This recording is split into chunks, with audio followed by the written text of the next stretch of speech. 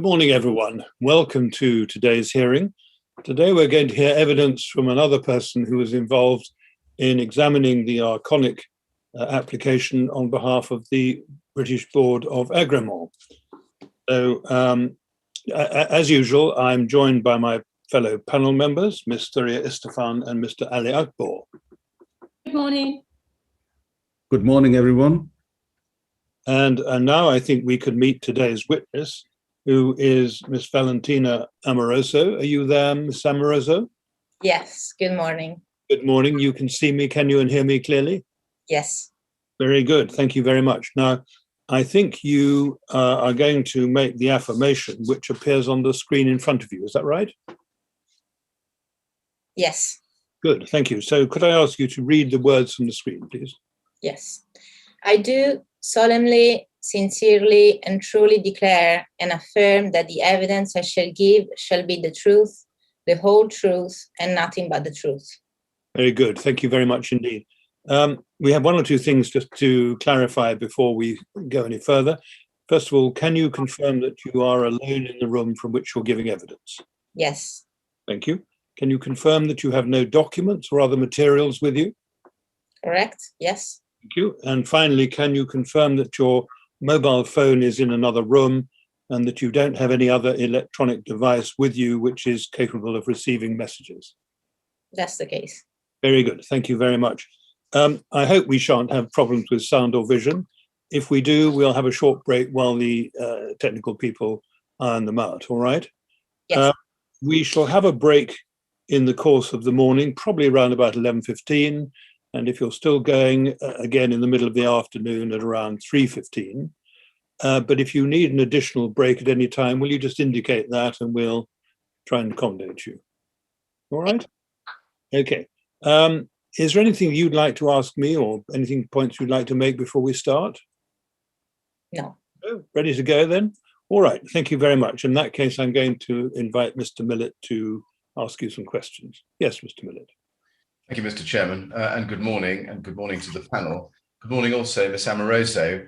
Can I thank you first, please, for attending this inquiry and giving your evidence. We are extremely grateful to you. If you have any difficulties in understanding my questions or need me to put a question another way or to repeat it, then I'm very happy to do that. Can I also please ask you to keep your voice up so that the transcriber, who's also on this call, can get down exactly what you say. Also, if you nod or shake your head, that doesn't go onto the transcript, so you have to say yes or no, as the case may be. If you feel you need a break at any time, as the chairman has said, then please just let us know. We'll take scheduled breaks, but if you need a break at a different time, then let us know and we can take a short break if need be. Finally, can I just ask you to confirm that you can see and hear me clearly? Yes. Thank you. Now, can we start by looking at your witness statement for the inquiry? It's at BBA 3010797. It should come up on the screen in front of you. That's the first page of the statement dated the 10th of January 2020, and it's 21 pages long. Can I ask you to go to page 21, please? Is that your signature above the date? Yes, it is. Have you read this statement recently? Yeah. Can you go to page 9, please? You'll see on page 9, paragraph 48. It answers a question: what information, including certificates and reports, did you consider in your review? And you explain what you reviewed there, including the certificate holder technical data as detailed at paragraph 48 below. What did you mean there? We weren't able to find what it was you were referring to. Can you help us? Yes, I think if you go to perhaps the next page, you should find the list of the documents that I reviewed.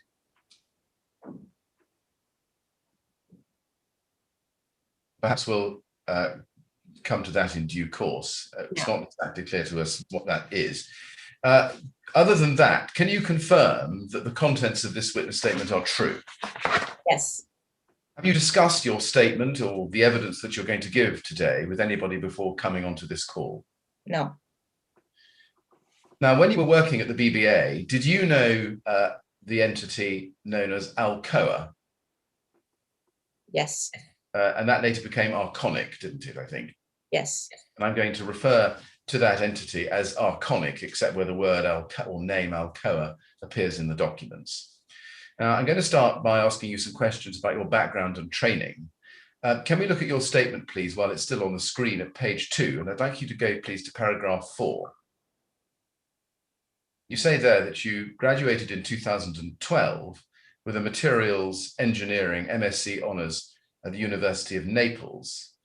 And then after that, you say in paragraph 5, I worked for 1 year and a half as a research and development engineer in a Centre for Research on Materials, CSM SPA in Italy, where I focused my efforts in the research on new methods of manufacturing titanium alloy components for the aircraft industry. And you began, I think, work at the BBA in November 2014. Yeah. September. September 2014. And that's paragraph 6. And you say in that paragraph that your first position at the BBA was in the materials department, currently construction products, but I was quickly reallocated to the engineering department following an internal restructuring program. Do I understand correctly that there were at least 2 departments, materials and engineering? Yeah. Yes. And materials, is it right? Materials became the construction products department? Yeah. But you were moved, I think, is this right, to the engineering department? That's correct. Now, paragraph 7, if we just look on down the screen, you say, I started to work in the cladding team around beginning of November 2014. And as a new starter, I was assigned simpler jobs like reviews and reissues of existing certificates. That's when I started to work on the Rationale certificate. You refer to a cladding team there. Was that in the engineering department? Yes. Can you explain why cladding would be in the engineering department and not in the materials department?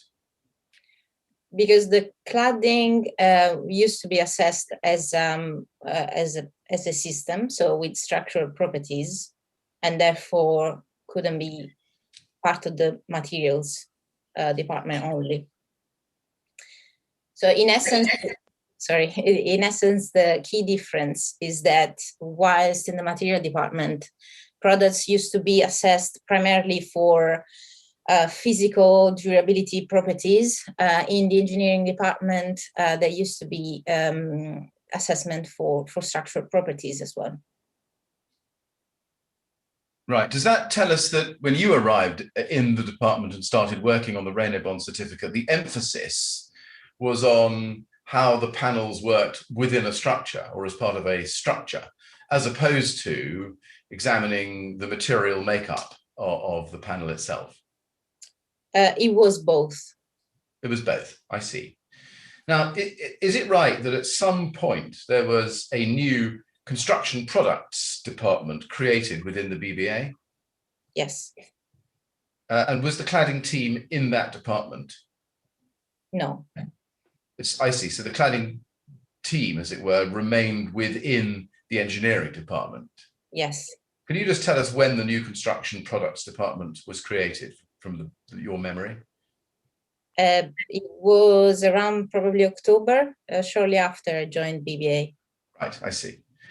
Now, we heard from Hamo Gregorian that there was a decision only to certify the flat material, the panel itself, and not the system in which it was fixed. If that's right, and if the Rationale certificate was about the panel itself, the product, why would that not have been within the remit of the materials team, the materials department? Because a cladding panel will still need to have structural properties that have to be assessed, even if it's just face fixed. It's applied on a building, and so that those structural properties have to be assessed. Right. Did anybody from the materials department within the BBA have any input into the René certificate itself, or was it left all to the structural department? Well, at the time I was working on that certificate was already in place. So the assessment, the original assessment had already been done. So I cannot speak for what happened previously. No, that's fair. But when you were involved, did anybody from the engineering department, which I meant by materials department, have any input into the reviews in which you were involved relating to that certificate? Yes, of course, because I was a new starter, I was always referring to my superiors. Yeah. Now, going back to your education and training, was any of your education on fire engineering? Not at the time, but following in the following months, yes. You say in the following months. In the following months, did you actually get any training on fire engineering? Yeah, it was primarily training on the job, reading standards, and then attending conferences and attending full-scale fire tests. Right. Well, I'll come back to that. As I was specializing on the subject. Yes, I see. I'll come back to that in a moment. At the time you joined, looking at your education up to that point, had you had any training on cladding design, for example? No. And what about fire safety and fire behavior? No, I was learning everything at the time.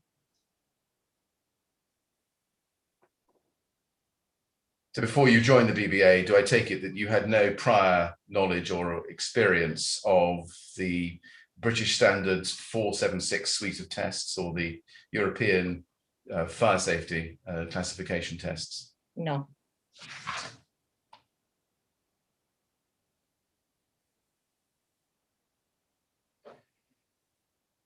When you joined the BBA, did you have any knowledge of the UK building regulations? Not before joining the BBA, no. Right. Had you heard of Approved Document B or seen a copy of it at that point when you joined? No.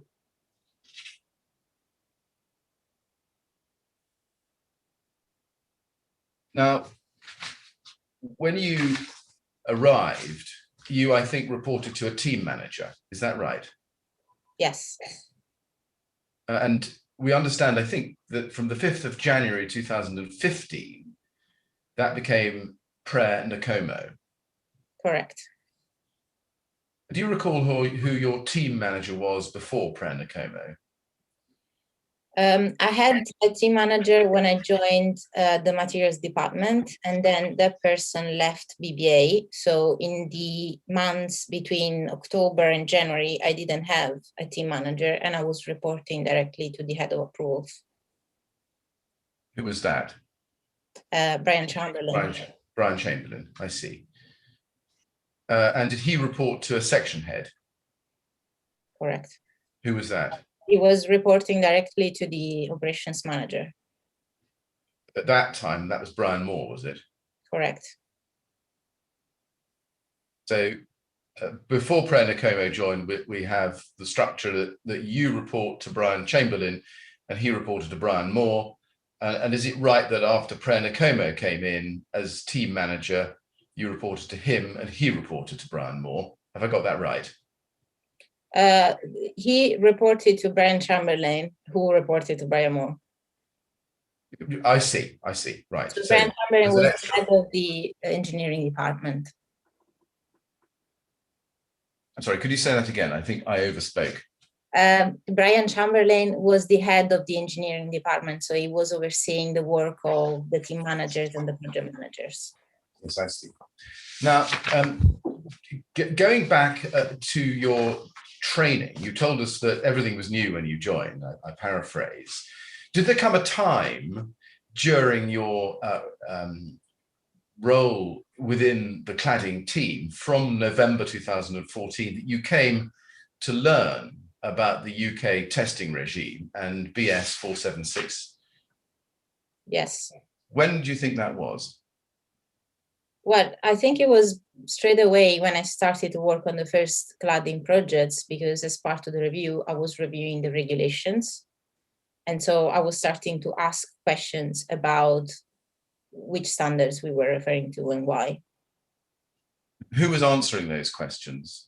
It was primarily my team manager that was also my mentor. And that was Brian Chamberlain, was it? In the first couple of months, yes, and then Brian Como after. I see. And did you have any, in those few months, did you have any formal training from them, or was it all informal on the job training? What do you mean by formal training? Classroom, desktop, slideshows, presentation materials? No, it was never formal. No, I see. So when you arrived, I'm just trying to get a picture of how this training worked. Did Brian Chamberlain give you the British standards and tell you what to look at, or did he take you through them? Explain to us how that worked. It was more of a proactive type of training, whereby I would be, for example, in this specific case, I would be going through the certificate, and I would go through all the standards referenced in those and ask questions about why would be referring to one standard as opposed to another, or why would be referring to certain parts of the building regs as opposed to others. And then I would go through the building regs and try to read through those clauses that we were referring to. I follow. And in that answer, when you say I would be going through the certificate, is that describing generally what would happen, or is that describing what you did in relation to the Reynobond certificate in particular? That was generally what would happen. I follow. So you would sit there with the certificate, any certificate, and the building regulations and the standards referred to. Is that right? Yes. But you would have to teach yourself about what those meant. Is this right? Rather than actually being taken through them and having it all explained to you?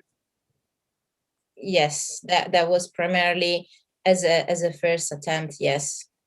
Did you have any, do you remember having any particular questions about either the building regulations and what they meant, or how the British standards worked, or what the tests involved?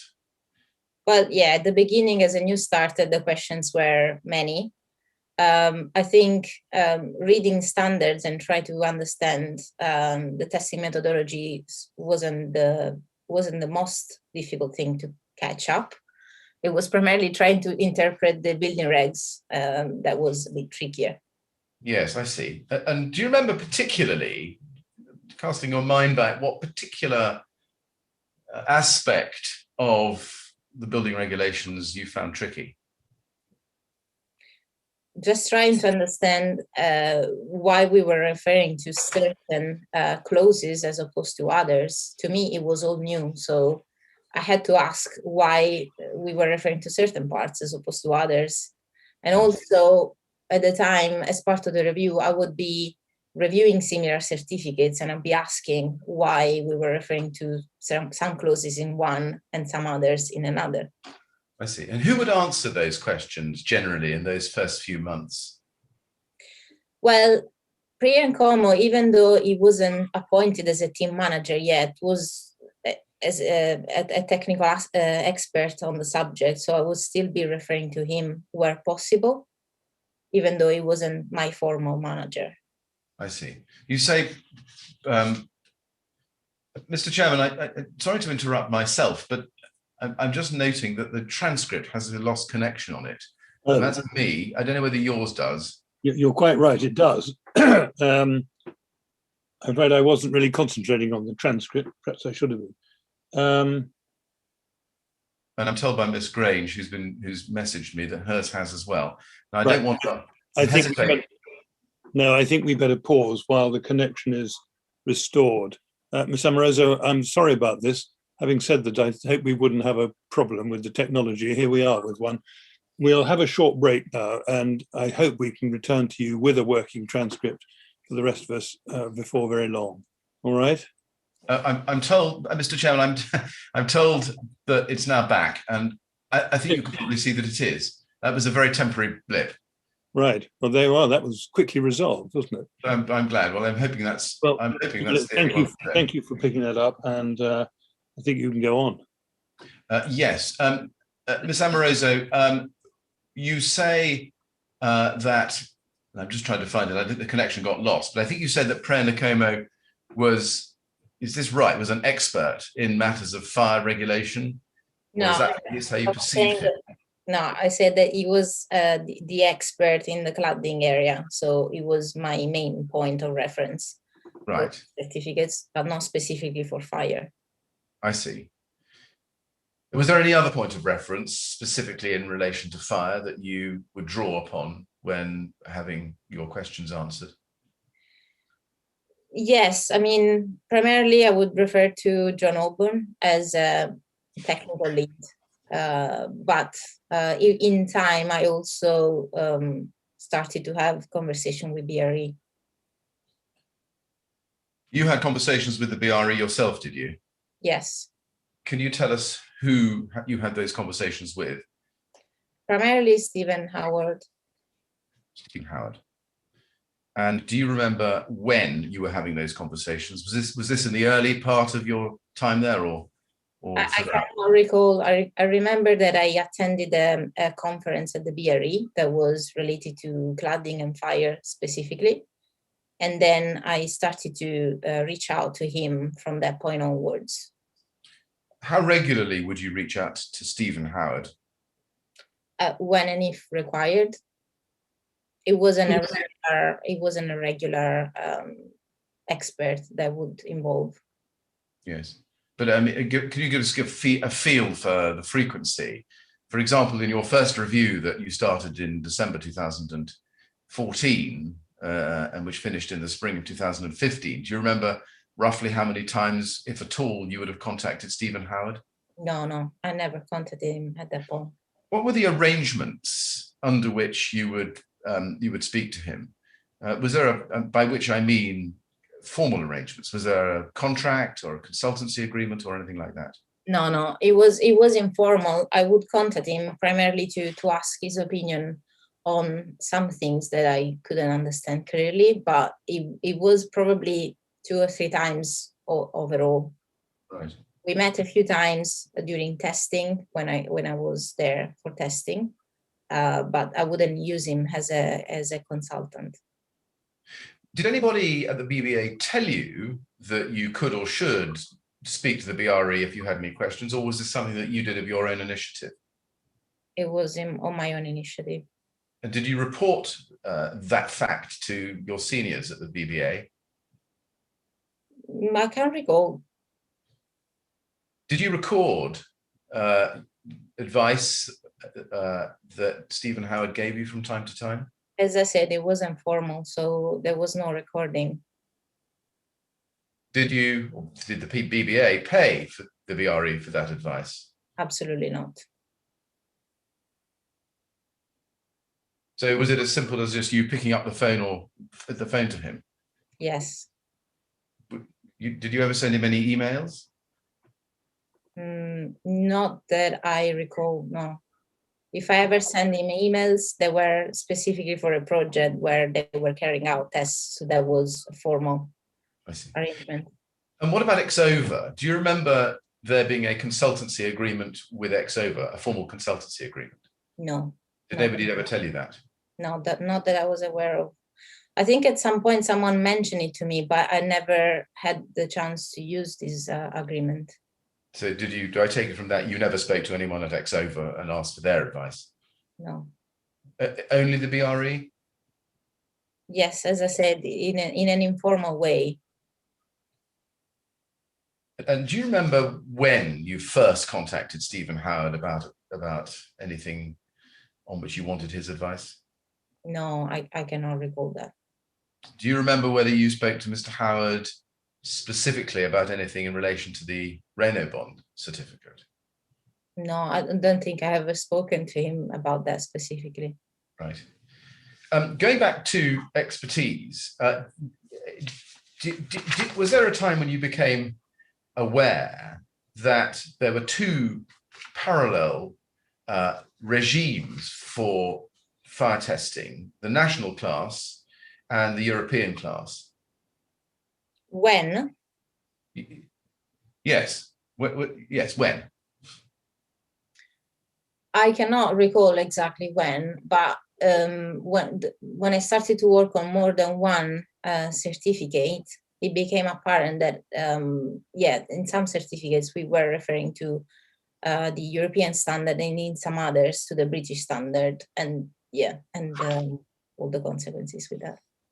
Did you become aware at any time that there was a difference between the testing regimes as between the national British standards on the one hand and the European testing regime on the other? Yeah, it must have been within the first year that I was working at BBA. Right.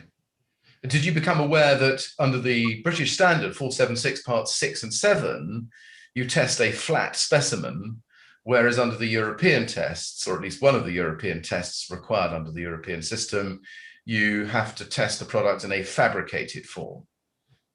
That's the single burning item test. Yes, that is, of course, depending on the classification you want to go for. Right. Now, when do you think you first became aware of that distinction? The distinction in the testing methodologies? As I said, I can't place it exactly in any point in time, but it must have been in the first year that I was working for the cladding team. Right. When you say the first year, that takes you beyond the date you finished the review, that your first review that you did in relation to the Rationale certificate. Do you think it was before that or after that you became aware of this distinction? I cannot really tell if it was within those months or afterwards. It's something that you pick up with time. Now, going back to approved document B, again, that was something you would look at, as you told us before, during the course of your reviews of the certificates. Can we look at approved document B? We'll find it at CLG 50224.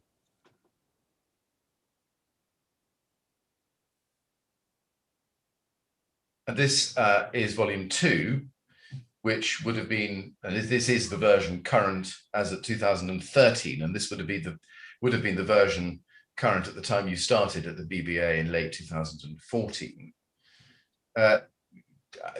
Can I take it that you recognize this document? Yes. And did you understand when you first came across it that it was guidance on how to comply with the building regulations? Yes.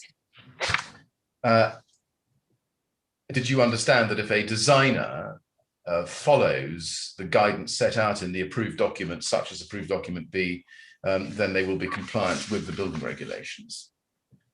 Yes, that was the understanding. Was this, again, do I take it that you never had any formal training on this document? There was a formal training on building regulations in the time I was at BBA, but I can't remember when. It must have been definitely after I started to work on the Rationale certificate. I see. And I think there is a formal presentation in 2016. Does that ring a bell with you? Yeah, sounds about right. We're going to look at it with some other witnesses and we can see it with you if we need to. But before 2016, do you remember getting any formal training on approved document B? No. Can we look at page 97?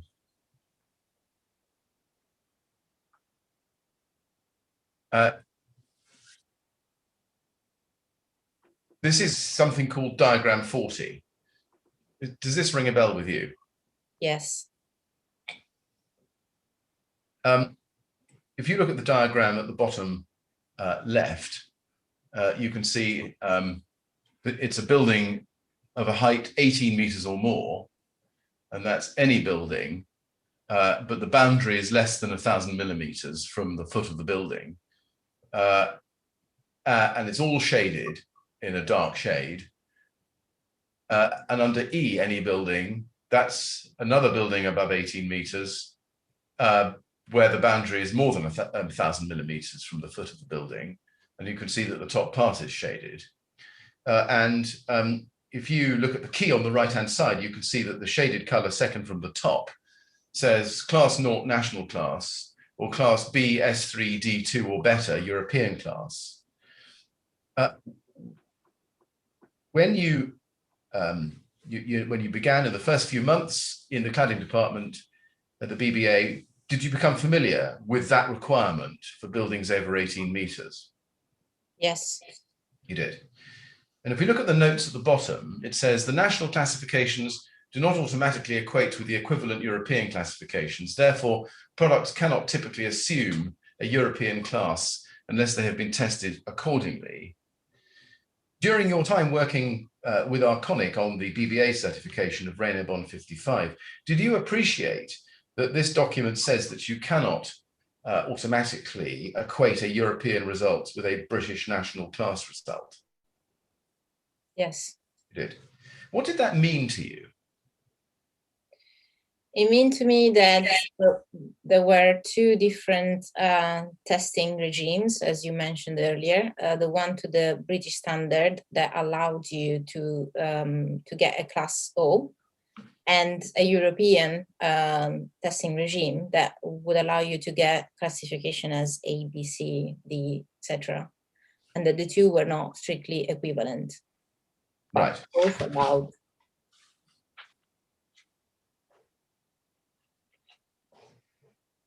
Now, let's go back to your witness statement at page 2, please. And I'd like to look with you at paragraph 5.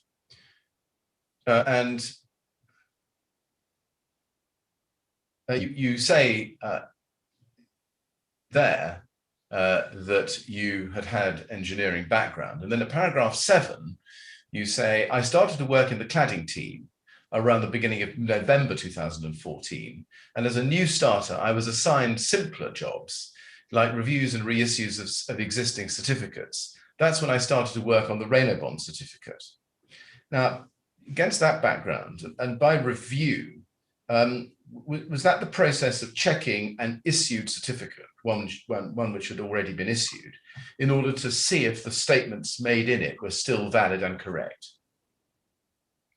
Yes, reviews were carried out on existing certificates. The aim of the review was to check primarily that the content of the certificate was reflecting the marketing strategy, if you like, of the company, as well as manufacturing data, and published data.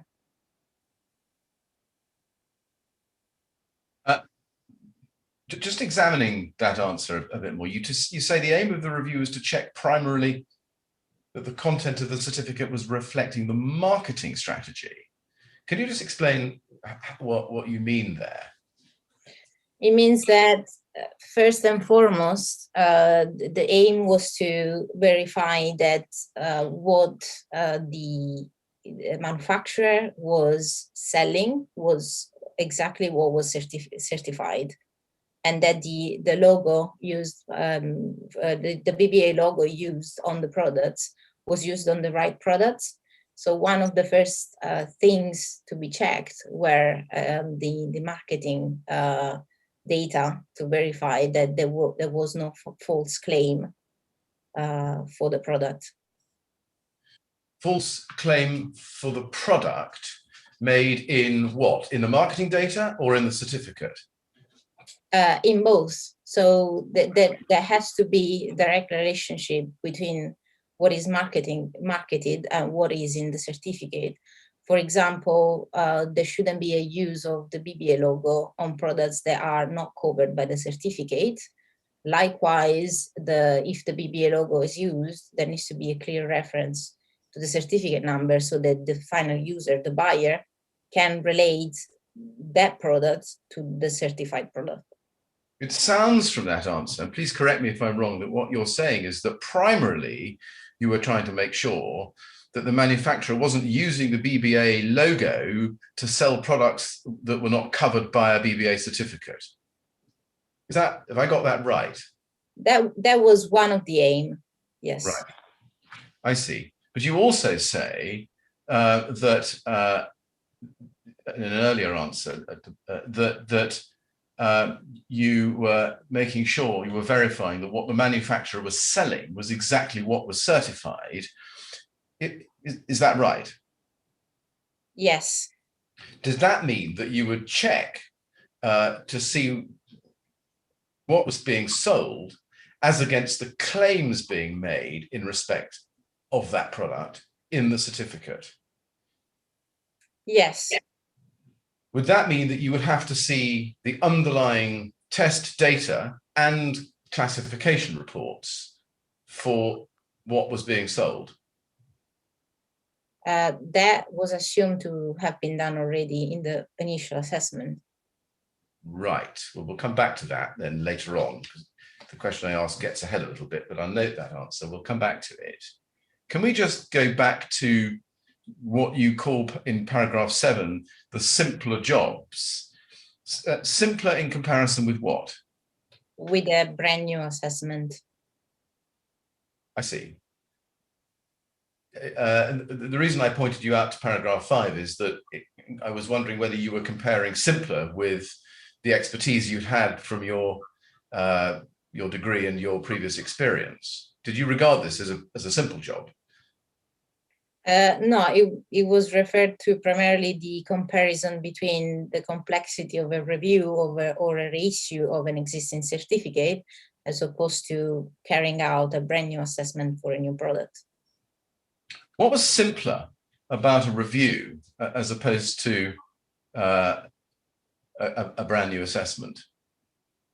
Well, for a start, there was no assessment of test reports, right? So the review was structured in a way that you have to go through the review of the technical data, as I mentioned earlier, review of manufacturing records, and review of the wording of the certificate and correctness of references to building regulations and standards.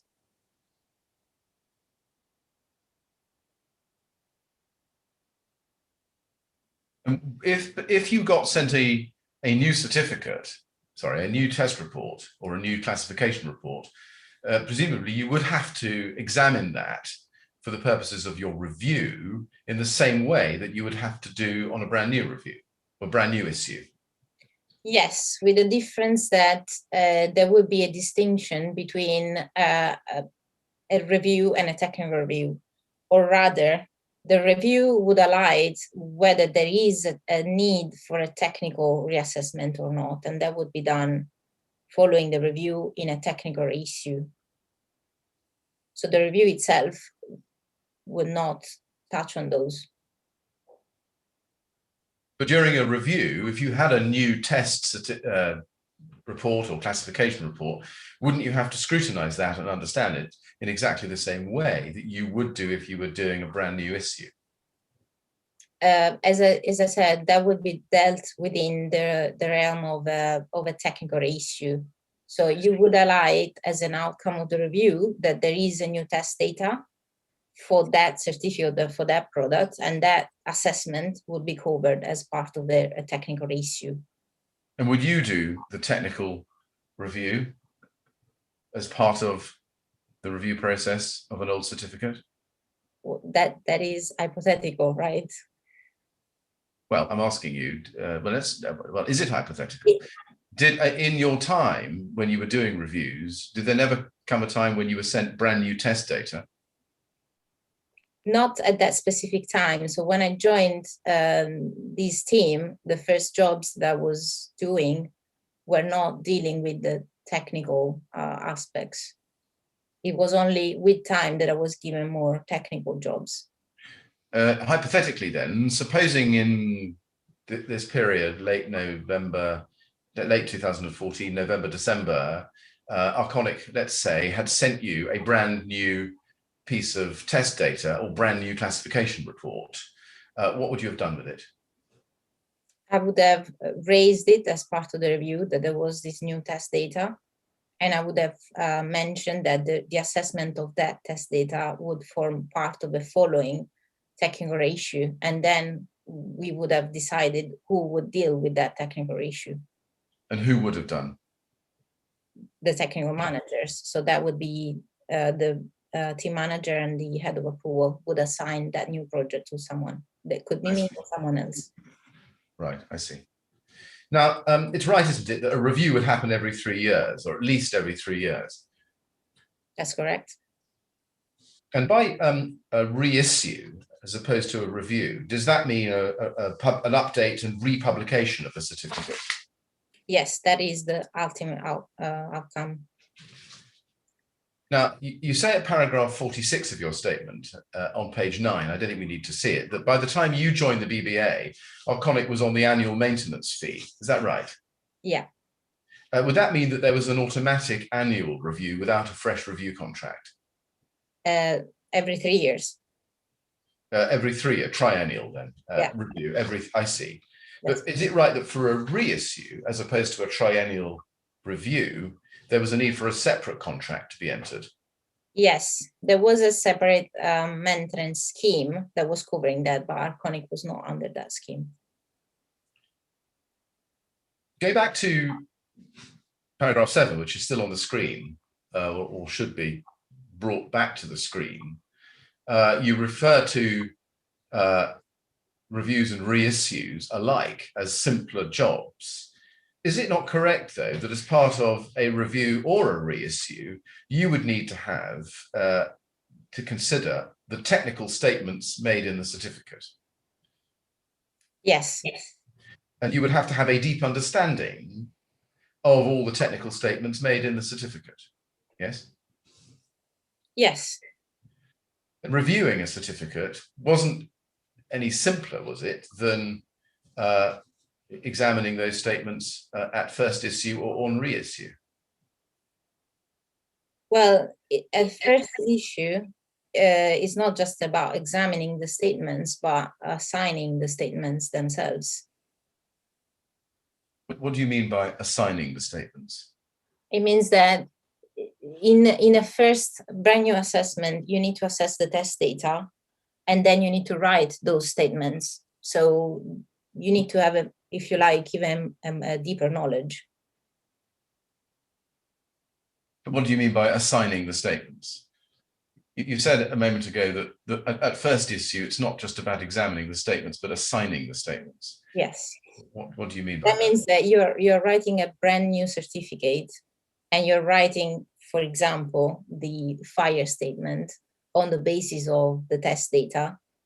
And that statement that you're writing for the fire test data is brand new. So it's not just a reaffirmation of something that has been assessed and written already. It's a brand new statement. But isn't the purpose of a review to check the statement, the original statement in the certificate, against the up-to-date test data and classification material to make sure that it's still valid and accurate? Unless the certificate holder is supplying new test data, or they're changing something in the manufacturing process, there is no need to assess new test data when a review comes up. You say unless the certificate holder is supplying you with new test data. Correct. But what if the manufacturer has new test data? You would have to know what that was, wouldn't you? Yes. And you would have to ask for it, wouldn't you? Well, as I mentioned, if the manufacturer, the certificate holder, is supplying it, then you don't need to ask for it. True. Would you trust the manufacturer to supply it to you, or would you ask them? It's a matter of routine. No, you wouldn't ask if they have brand new test data. What you would ask as part of the review if there has been any change in the manufacturing process or in the formulation. Can we agree, at least at this stage, that if the manufacturer had new test data or new classification, that it was essential that you saw that so as to enable you to perform the review or reissue properly? Yes, but I wouldn't know unless they told me. Now, you started in the cladding team in November 2014. And we know that your first correspondence in relation to the Rationale product was in December 2014. We're going to come to that. Is it right that the review on the Rationale 55 certificate was one of the first cladding certificates that you worked on at the BBA? That's correct. Did your team manager at the time check the work you were doing on that certificate? Yes, when I started to work on it, yes. Were you told how to go about doing a review? Yes. Who gave you that instruction? So the training I received on the procedures was done where I was in the other department previously. I see. And in relation to this particular review, did you get any particular instruction from your team manager as to how to go about the Rationale certificate review? No, there wasn't any reason to believe that there would be a different procedure. I see. Can you give us an idea of how many review or reissue or assessment jobs you would be doing at any one time? I can't recall. Did you have targets to meet? Yes. Can you explain how those targets were calculated? What were they? So there was a minimum number of project hours that I would need to book per month, per year, and they were set based on the experience. So a new starter will have a lower target than an experienced project manager. I see. And what was your, in the period November 2014 to April 2015, what was your minimum project hours target? Do you remember? I cannot recall. I remember that I wasn't assigned a target for a long time because of the transfer between departments and the fact that I didn't have a formal team manager at the time. So it was a few months until I received I got my targets set. And do you remember roughly when your targets were set? No, unfortunately, I don't remember. And would there be an incentive, personal incentive to you to meet those targets? No, not really. It was part of the job. You say part of the job. What happened if you failed to meet your targets? I never happened. So. But did anybody tell you what would happen if you didn't meet your targets?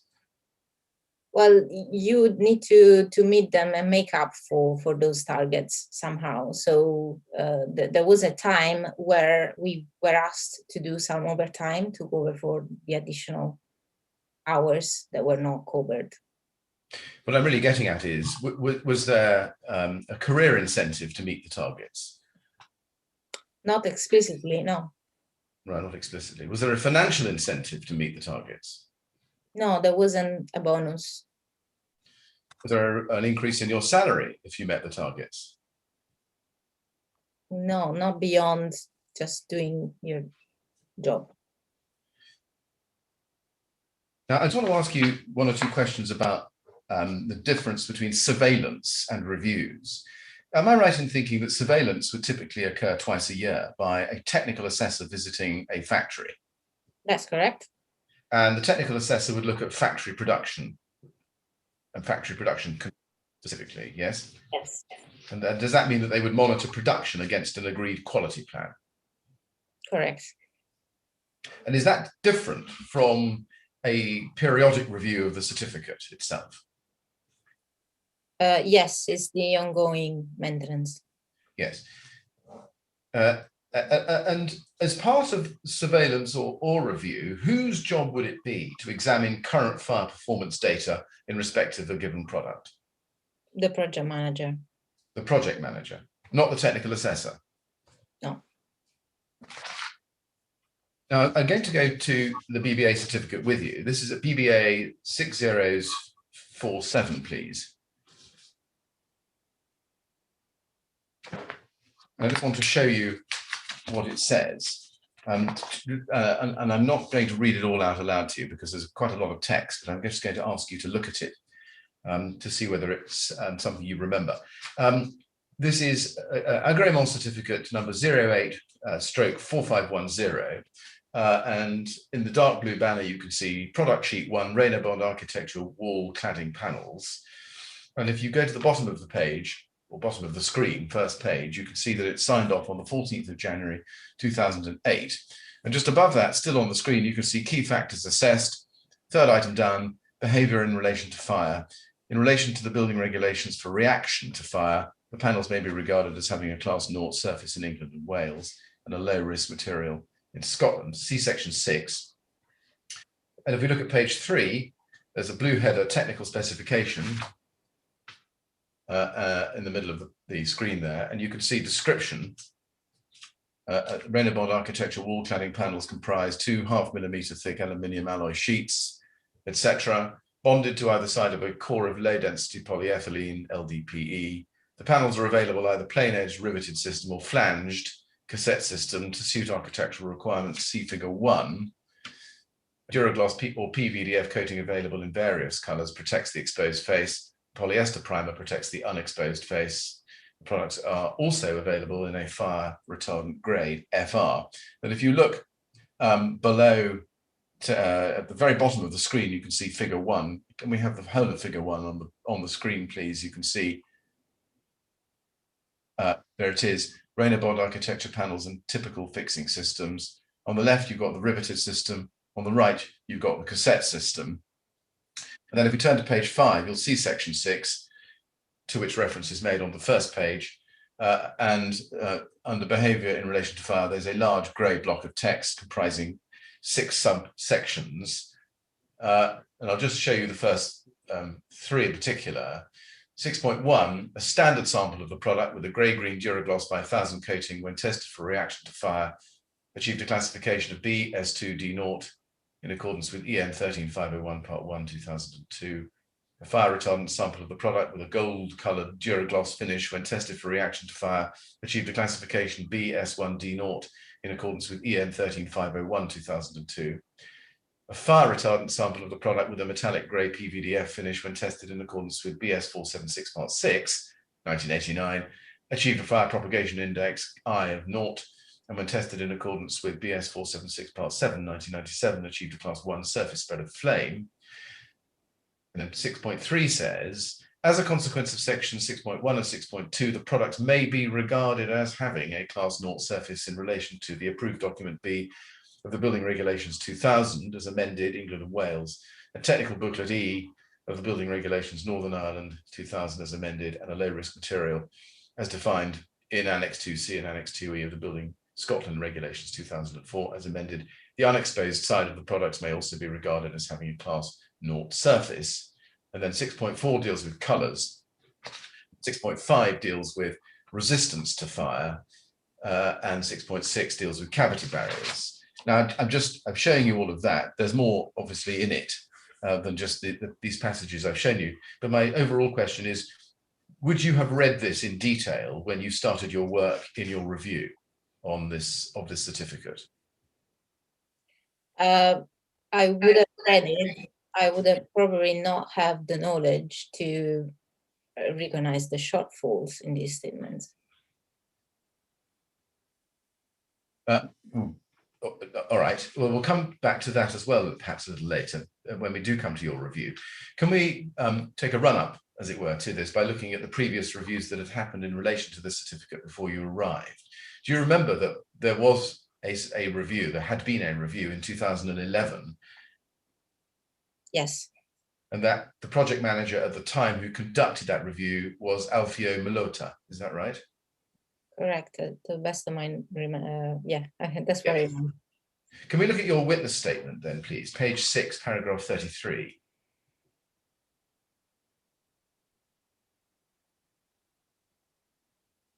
The question above that is, at each review, what use does the project manager make of the technical dossier that is compiled at the first review of the certificate? And your answer is, where necessary, the project manager would review the original assessment data for comparison against the data supplied as part of the review. This is particularly relevant when a change in the manufacturing procedure is found that would require partial or full reassessment, Also, if changes in the standards referenced in the certificate are highlighted, the PM would check the standard version against which the product was originally tested before updating the references in the certificate. Do I take it from that you would have had access to the technical file compiled at original issue when doing your review? Yes, that was available. And do I take it that you would only review that file where necessary, as you say at the very beginning of this paragraph? Yeah. And you say that that would be particularly so where there had been a change in manufacturing procedure or change in the standards highlighted, yes? Yes. Would that mean that, for example, if the building regulations had changed or fire safety standards had changed, you would go back and look at the technical file? Yes, and likewise, if the British or European standards that are used for testing had changed. Was it necessary, to use your word, to look at the technical dossier, technical file in any other situation? Well, as you mentioned earlier, if a manufacturer was to supply new data, new testing data, then you would have to refer to the original assessment to compare the two. Can we then go to look at paragraph B in bold underneath para 33, where the question is asked by the inquiry: what use does the project manager make of information gathered in previous reviews, such as documentation provided by the certificate holder and BBA reports? And in paragraph 34, you say, the PM would normally review the findings of the previous review and check that any inconsistency or irregularities are not re-emerging as part of the current review. And then if we can scroll up, please. Previous reviews are generally useful to understand if there is any specific trend the PM should watch out for as part of the review. Do I understand from that that you would look at the file for the previous review? Yes. And in that case, or in this case, I should say, in November, December 2014, that would be Mr. Mlota's 2011 review. Yes. And can you explain what you mean in paragraph 34 then by checking that inconsistencies and irregularities are not emerging? What used to happen sometimes is that there were issues in the manufacturing. For example, I don't know, some records not being available at the time of the surveillance was done, and if that was happening regularly, then that was something that had to be actioned on. So are you referring there to inconsistencies or irregularities that would come out of the technical surveillance at the factory against the quality plan? That could be one of the cases, or it could be a consistent mistake, if you want, in the marketing data, or it could be something that the certificate holder would do consistently against the guidelines of BBA. Do you have any independent recollection as you sit there today of looking at any particular documents from the 2011 review? No, I don't remember. Let's look at the technical file for that review. It's a BBA 408044.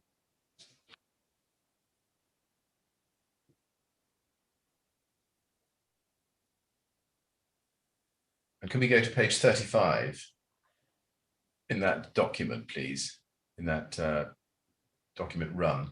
This is a letter, page 35, from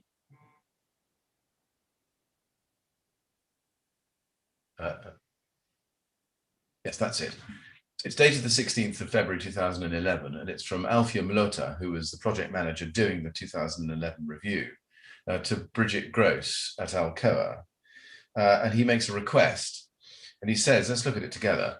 This refers to BBA contract number S146895. In order to progress the current review of the above certificate, you can see the certificate in the heading of the letter, I'd be grateful if I could, if could provide the following information: a list of 15 UK contacts And then 2, regarding factory production control, please provide a letter of confirmation from CSTB with full details of any or no changes to following relating to A, raw materials, B, the manufacturing process, C, quality control procedure.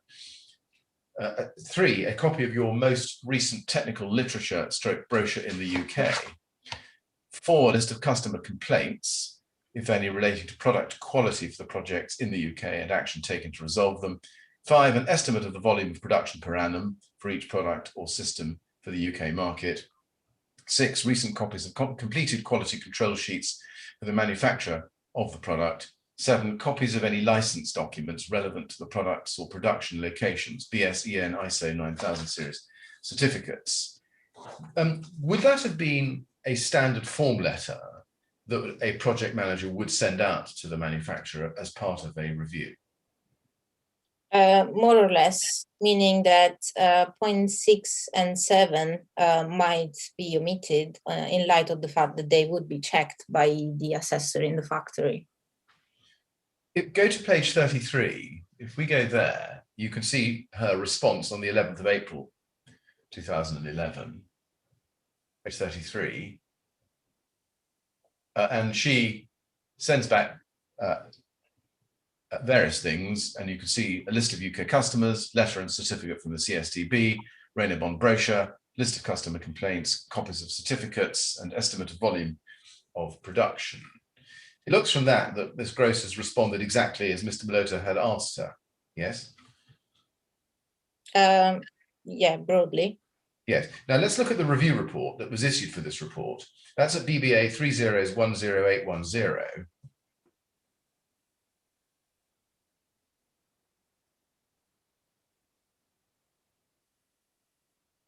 You can see that the footer at the bottom, this is the review document, it's the review report with a reference. And you can see the signatures there on the page. Althea Malota prepares it as project manager, and it's signed off by Brian Chamberlain, dated the 23rd and 24th of June, respectively. And in the grey box above it, you can see, if we just have the whole of the grey box, so we can see the whole thing, there's a summary. The Agrément certificate 08/4510 remains valid. Action required by the client, none. The next scheduled review date is 15th of January 2014. Amendments indicated in section 3, Roman 3, need to be incorporated in the next reissue. Now, when you came to do your review in late 2014, Ms. Amoroso, did you notice well, did you see this document, first of all? Yes. You did. Did you notice that date, 15th of January 2014, was the next scheduled review date? Yeah. Did that mean that the next review had to be completed by that date or started by that date? That should have been started by that date. That's a start date, is it? Right, I see. So when you came to your review, does that mean that you were 11, or the BBA was about 11 months late? Yes, as I stated in my witness statement. Yes. Did you inquire why that was the case? Yes. What was the reason? The previous project manager had picked up the review and had tried to reach out the certificate holder in several occasions with no success. Then this project manager left. There were rearrangements in the BBA until the project then came to me. So that's why the delay. And if it was started in late 2014, when should it have been completed by? At the time, the review for Arconic was still following the same procedure that was used for the review that we have on screen now. So that was carrying out a review within 6 months. 6 months. So if it had been started on January the 15th, 2014, it should have been finished mid-June 2014. Correct. So in fact, you were about 6 months behind. Yeah. I see. Now, the previous person at the BBA with responsibility for this was, I think, Maria Barbato. Is that right? Yeah. I see. Now let's look and see what happened to this review. Is it right that it's review number S1/53729? Does that number ring a bell? I don't remember the exact number. Well, let's run through the documents. Can we go first, please, to BBA 408089?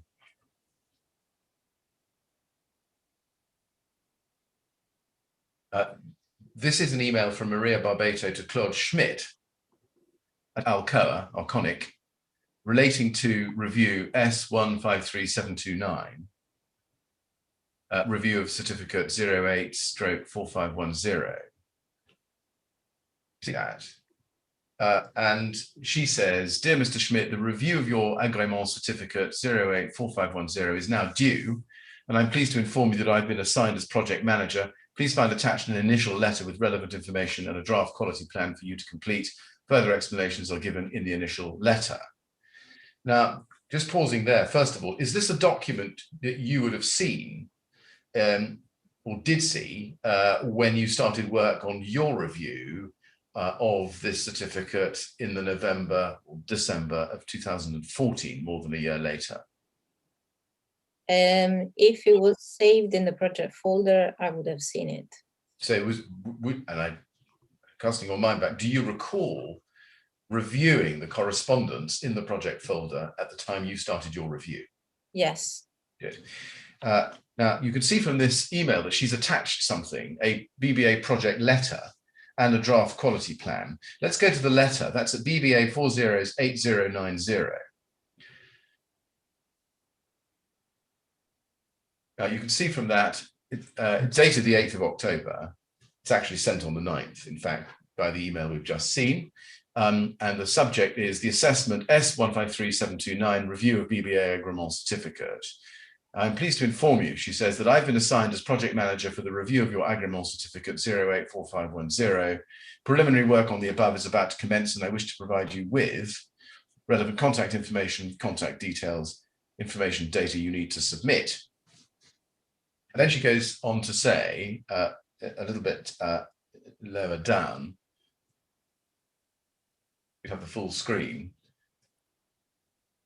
roles and responsibilities, and she explains who those are, what that is.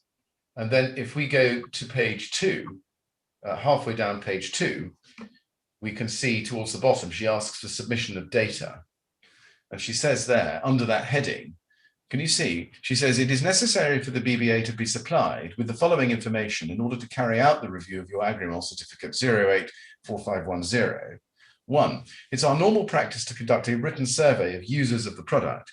Could you therefore please provide details of a minimum of 10 major installers and 10 major users of stone light cladding panels who can be contacted to establish the practicability of installation and performance in use? And then underneath that, item 2, written confirmation that there have been no changes in the design, specification, context of use, or other details that would invalidate the certificate. Alternatively, please specify any changes.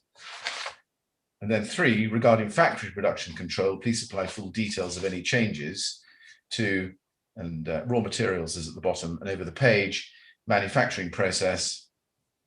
Just go over the page, manufacturing process, that's B, and C, quality control procedure. 4, copies of your current UK technical literature and installation instructions relating to the product. 5, a list of customer complaints, etc. 6, an estimate of the annual volume of production, etc.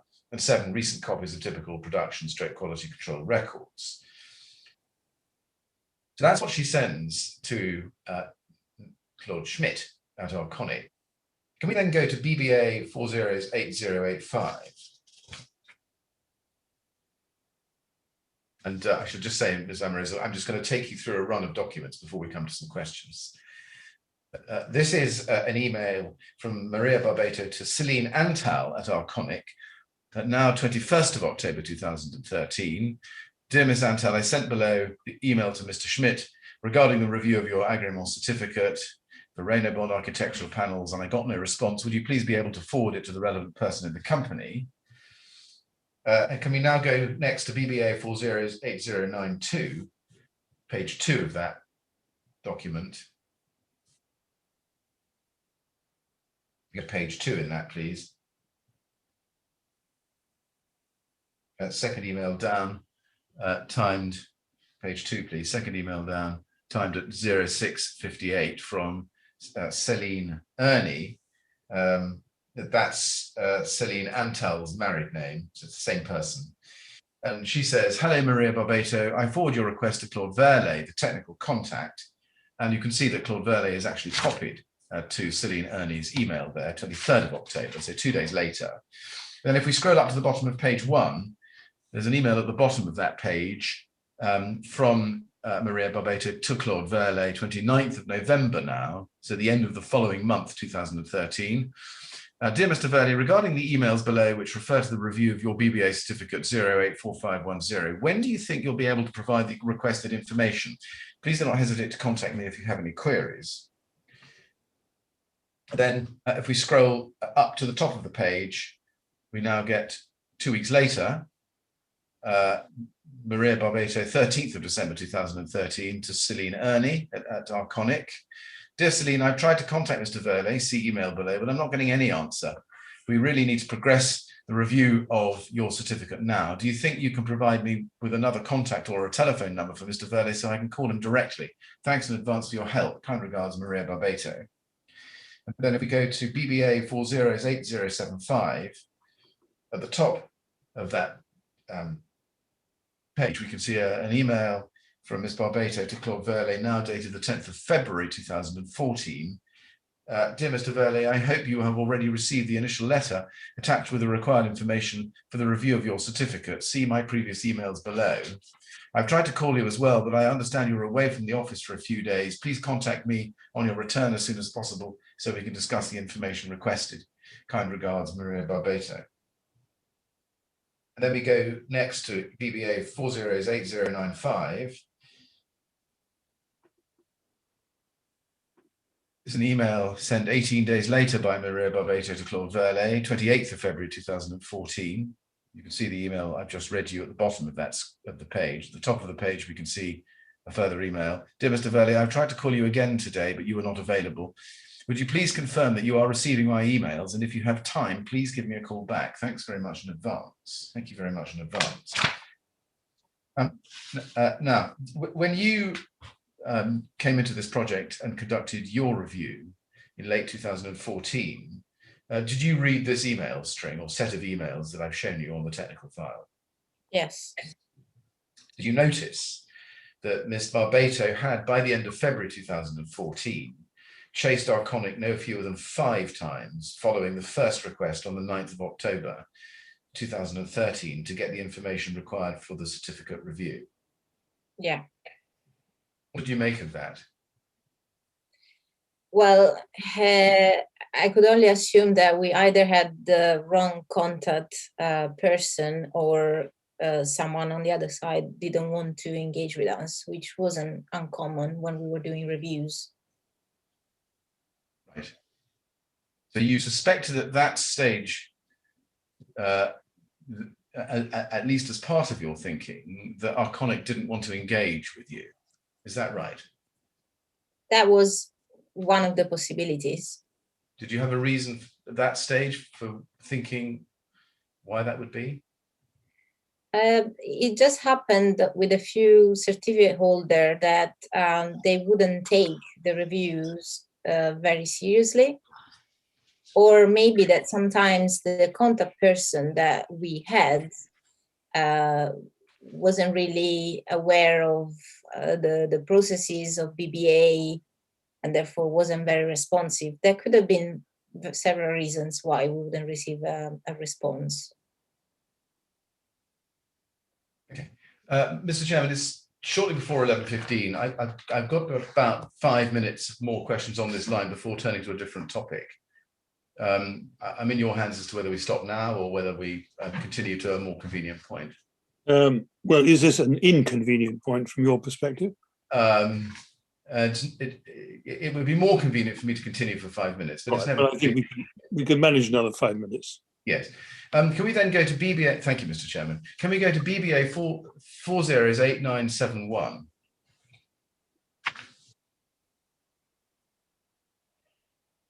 This is an email from Maria Barbato to Claude Verlet, dated the 7th of May 2014.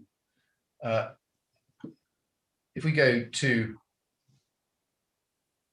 the top of the page there, yes, you can see she says, "Dear Mr. Verlet, have you been able to collect any of the information requested in previous emails for the review of your certificate?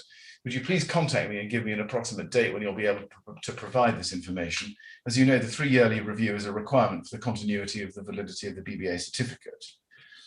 And then if we go on to BBA 408954, we see another email, again from Maria Barbato to Claude Verlet, dated now 18th July 2014.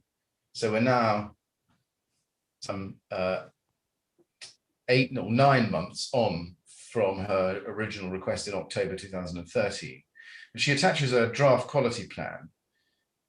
And she says, "Dear Claude, it was nice speaking to you. As discussed over the phone, I will liaise with my colleague who's dealing with the certificate 808 stroke 1964, and we'll try to combine the factory visit for both certificates into one." What was that certificate? Do you know what that certificate was about? I presume it was about the Renolox coating. So if I remember correctly, it was either the coating itself or the coated sheet of aluminium. I see. And then lower down the email, she says, "Also, I will need the following information to progress the review of the certificate." And she sets out some numbered paragraphs. One, the details of the 10 major installers. Again, that was a repeat of the request she'd made in the October of the previous year. Two, written confirmation that there have been no changes in the design, specification, context of use, or other details that would invalidate the certificate. Alternatively, please specify any changes. Just note that. Three, copies of your current UK technical literature and installation instructions relating to the product. Now, I want you to bear in mind very closely that those 3 requests, but particularly the one made at paragraph 2, because we'll come back to it in due course. But again, when you did your review of the correspondence, when you conducted your review and you came to it in later in that year, did you notice that these requests have been made in these terms of Mr. Verlet by Ms. Barbato? Yes. Now, we know there was a surveillance visit on the 10th of September 2014, a couple of months later.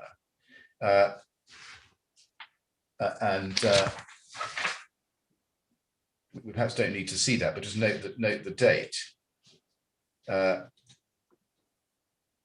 I should just show you one thing from it. BBA 3010873.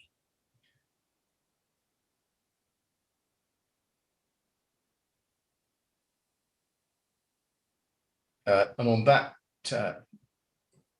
page, on that page, we see the first page of the review, and you can see the date, 10th of September 2014.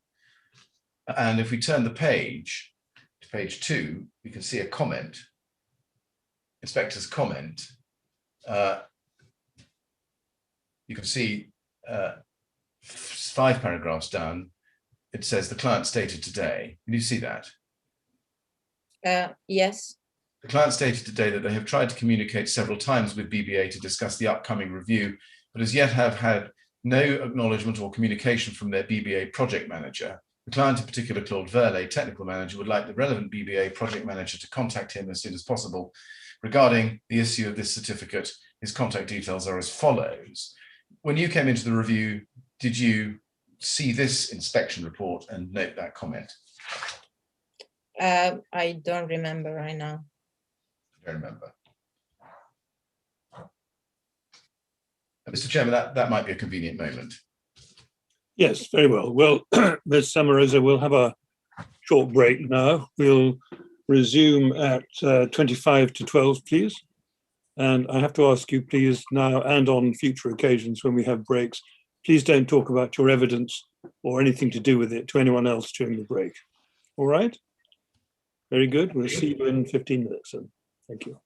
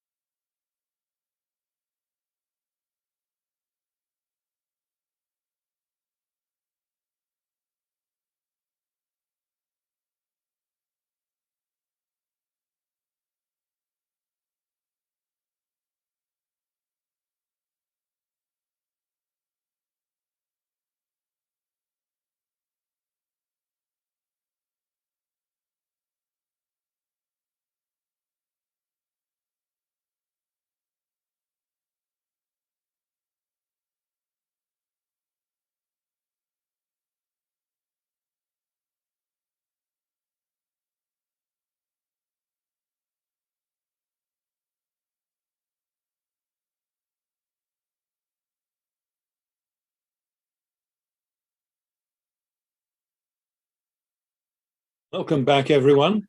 We're now ready to continue hearing from Miss Amoroso. So I'll just check that she's there and can see me and hear me clearly. Hello, Miss Amoroso, are you there? Yes. Very good. Thank you very much. You ready to carry on? Yes. Very good. Thank you. Then I'll ask Mr. Millett to put some more questions to you. When you're ready, Mr. Millett. Thank you, Mr. Chairman.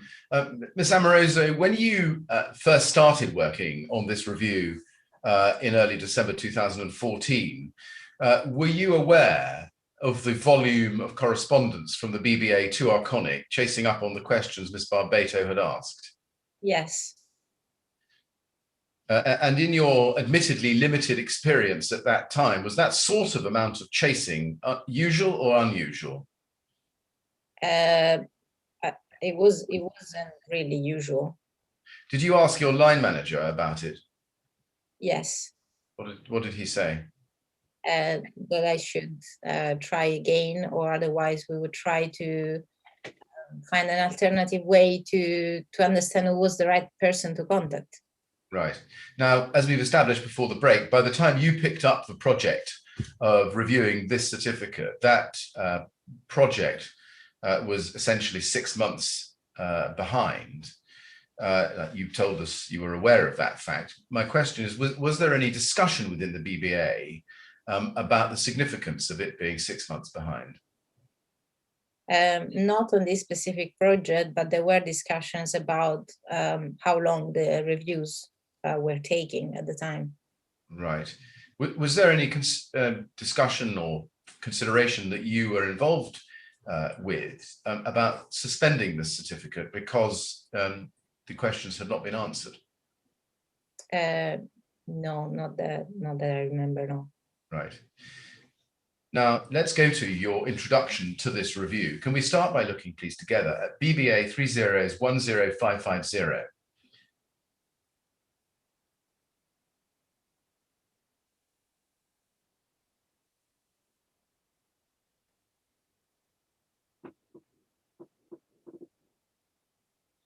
This is an email chain on the 1st and 2nd of December 2014 between you and Prayer Nakomo. And if we go to the bottom of page 2,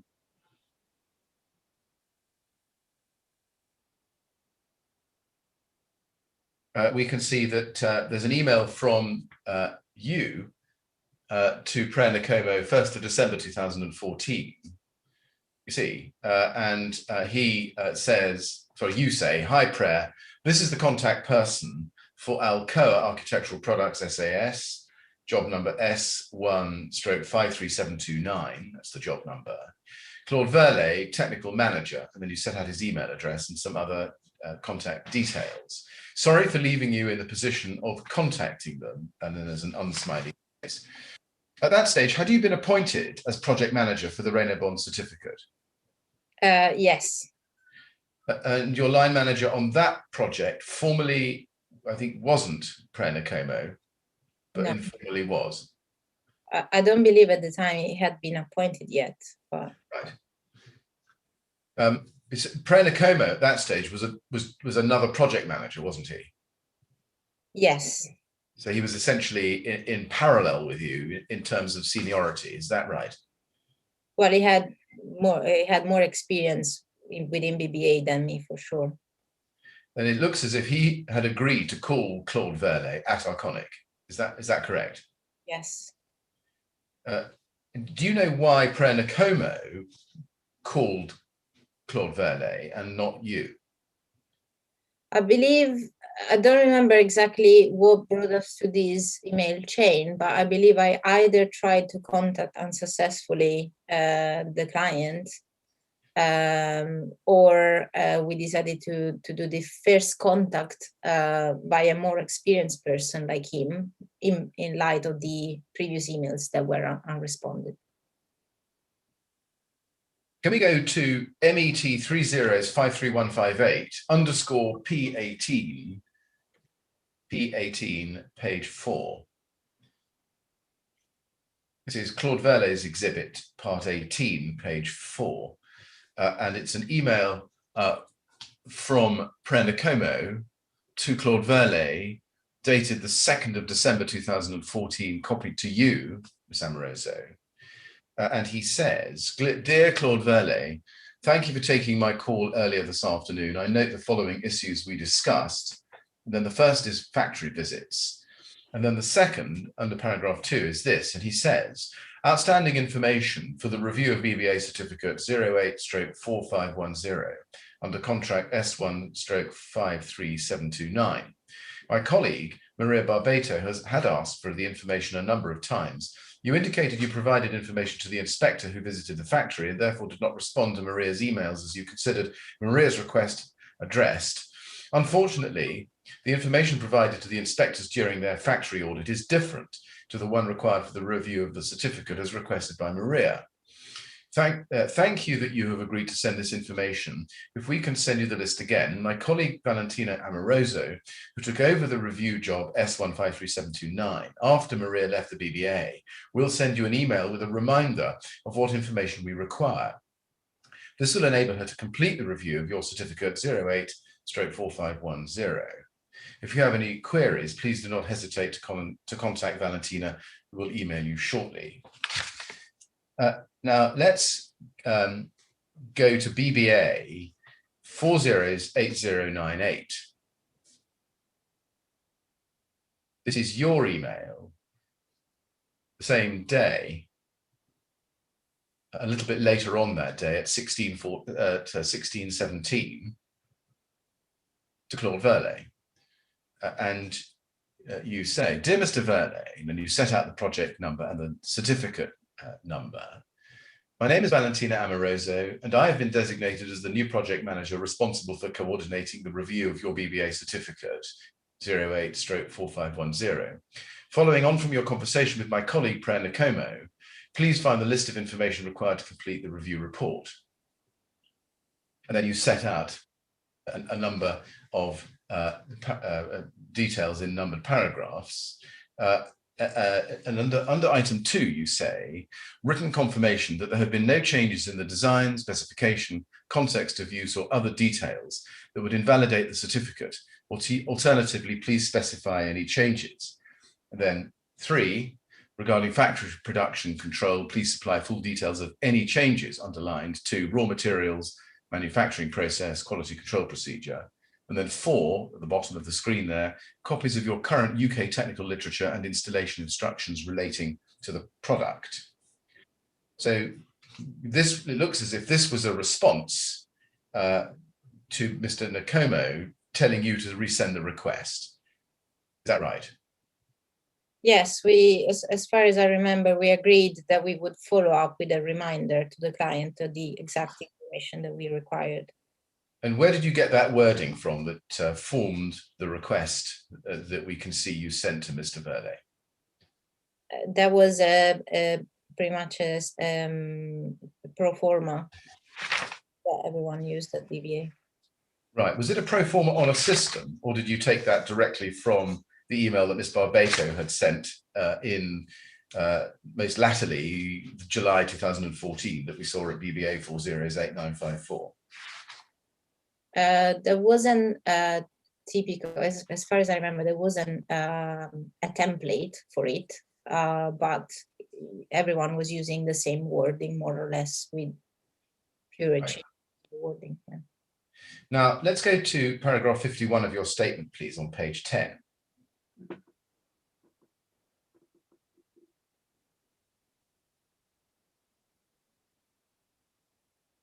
You say under the question D, you give your answer at paragraph 51. The question at D is, "It appears that in December 2014, you noticed there had been no communication from the Centre Scientifique du Bâtiment, CSTB, on their surveillance. One, how did you discover this?" And you say, "As part of my review work, I started to look for the latest inspection reports for certificate 08/4510. And since I couldn't find anything in any of the project folders for that certificate, I asked our inspection team for their separate records, if any. I did find out that there was no record of CSTB surveillance reports in our system, and we decided to set up our own surveillances from that moment onwards. Please refer to email chain between myself and Alexandra Hughes, dated 8th December 2014. Now, we saw earlier that there had been a one-off surveillance visit by Sean O'Neill on the 10th of September 2014. Was that surveillance visit set up just for this review, or was that happening anyway? Was part of the review. Was part of the review. Do you remember that it was at about this time, December 2014, that you queried the arrangements with the CSTB internally within the BBA?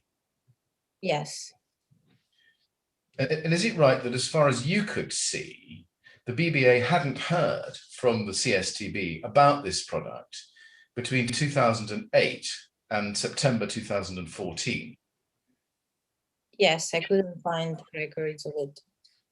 Did it strike you at the time that that had left a big gap in the BBA's knowledge? Yes. What did you do about that? Well, as I stated in my statement, I did try to set up our own surveillances with a new quality plan in place. Did you discuss that gap with Mr. Nakomo or Mr. Chamberlain? Yes. What did either of them tell you? They told me that that was the approach we should have taken. I see.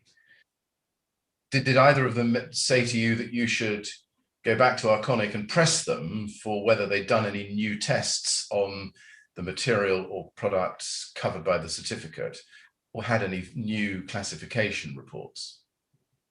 No, that wasn't a standard request. Now, summarizing the documents without me going to them, do you agree that between early December 2014 and early January 2015, you communicated with Arconic, particularly Claude Verlet and Lilia Koschuk, about the quality plan? Yes. And you got an agreed and signed quality plan? Yes, after the Christmas break, yeah. Yes.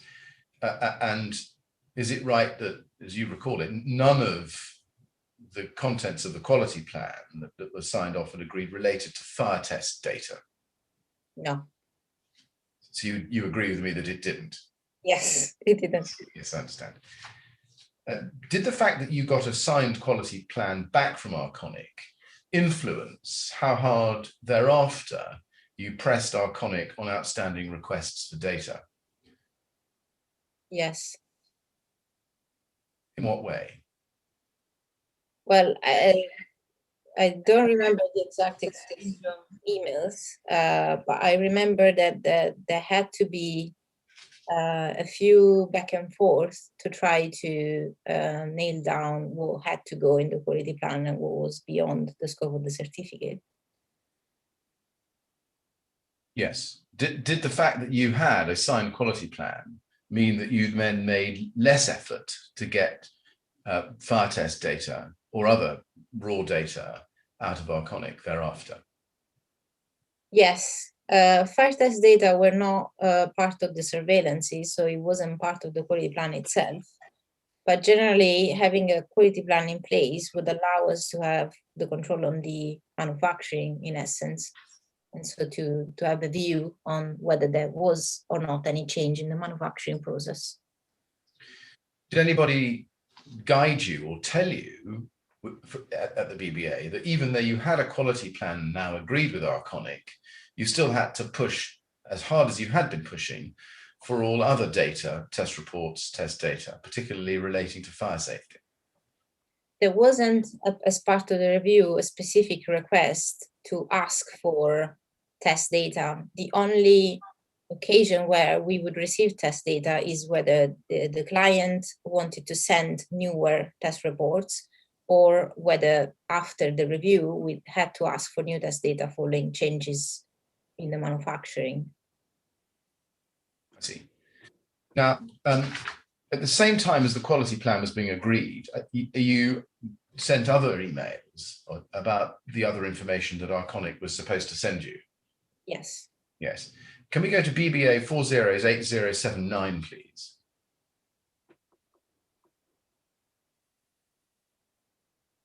And at page 3 of that email run, which is what this is, page 3, you see there's an email from you to Lilia Koschuk on the 18th of December 2014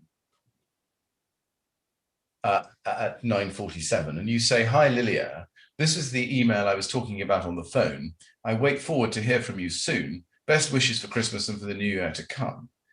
And then if we go down to page 4, we can see that it's your 2nd of December request for information that we saw earlier that you had sent following Mr. Nkomo's conversation with Mr. Verley that afternoon. Yes? Yes. Yes. Now let's go up to the first email on page 3 of this email run. We saw that there was an email from you before Christmas, 18th of December. This is an email of the 7th of January 2015 now, also to Lilia Koschuk, copy to Claude Verley. And you say, "Hi Lilia, thank you for the wishes and for having sent me the signed copy of the AGP promptly." And the AGP is that the quality performance? The agreed quality plan. The agreed quality plan. I just want to remind you that we are still waiting for the missing information to close the review of your certificate. I enclosed in the following the emails that I sent you and Mr. Verley last year. I'd be very appreciative if you could send the required information by 21st of January so that I can work on closing this job. I wait forward to hear from you soon. Now, you could see that you imposed a deadline of the 21st of January. Was that deadline something that you yourself had thought of, or was that a deadline that had been given to you by one of your seniors at the BBA? I cannot recall this particularly. Right. Do you remember why you imposed a deadline of the 21st of January? Well, as you mentioned earlier, the review had been going on for quite a long time, so we had to close it at some point. And going back, if I can, to page 4 of the same email run, just to pick this up and re-remind you of it, really, one of the classes of information that you were pressing for at that time under paragraph 2 was, and I'll read it again, written confirmation that there have been no changes in the design, specification, context of use, or other details that would invalidate the certificate. Alternatively, please specify any changes. So that is something, is it right that at this point, 7th of January 2015, you want an answer to by the 21st of January? Yeah. Yes. Now let's go back up to page 2, second email on that page, please. We can see at the bottom of the screen, there's an email from you on the 12th of January 2015 to Lilia Koschuk. "Hi Lilia, as for the previous emails, we're still waiting for the missing info to close the review. Could you please provide them by the 20th of this month?" Now, it looks from that as if you chased them in the middle of this period and then brought your own deadline forward a day. Why was that?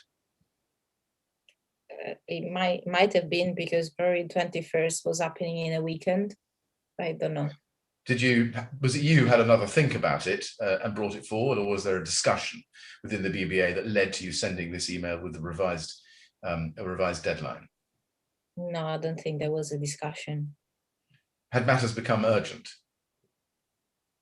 Well, it was urgent because it had been a year, then we had been working on this review without finalizing it. Yes.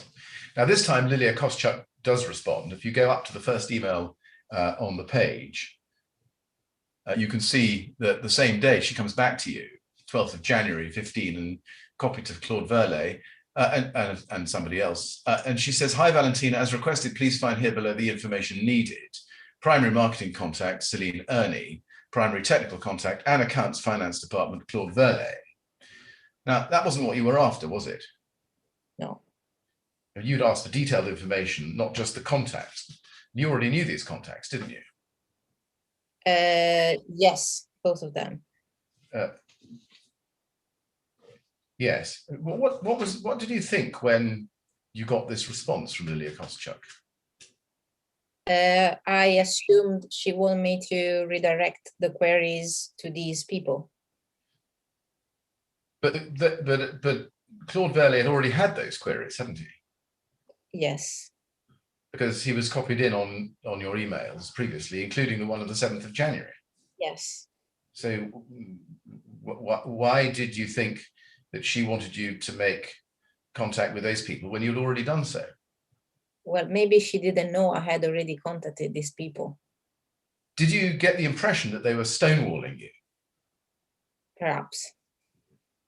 And I put that to you in a leading way, but let me ask it slightly differently, perhaps. Did you have any suspicions about why Arconic weren't simply giving you the information rather than giving you the information that you already knew? Yeah, I didn't have an answer as to why they were not answering to our emails.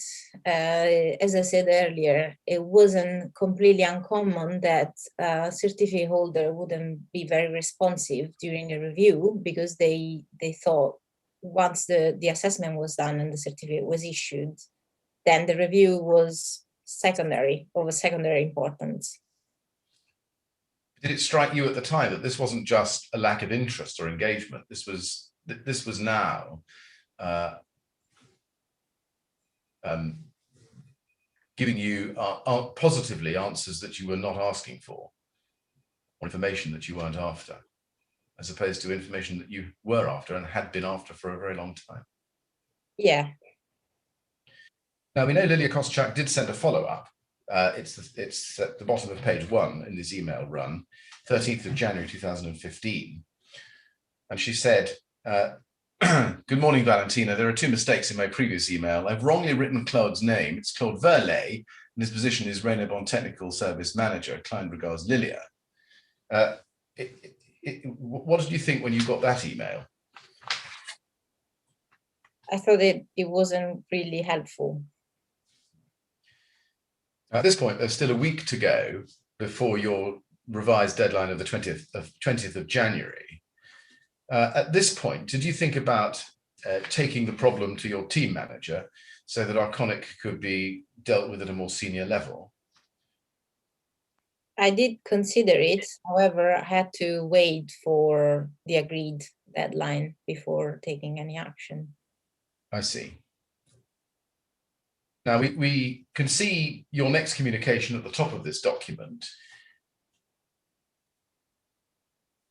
Top email on page 1 is your email to Lilia Koschuk, copied to Claude Verlet and Celine Ernie on the 22nd of January 2015. Hi, Lilia, sorry for the late reply.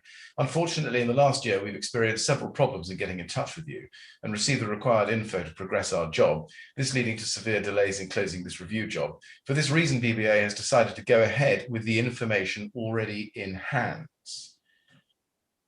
I drafted a copy of the review report and I'm waiting for approval from my team manager. After that, you will receive it for your personal record.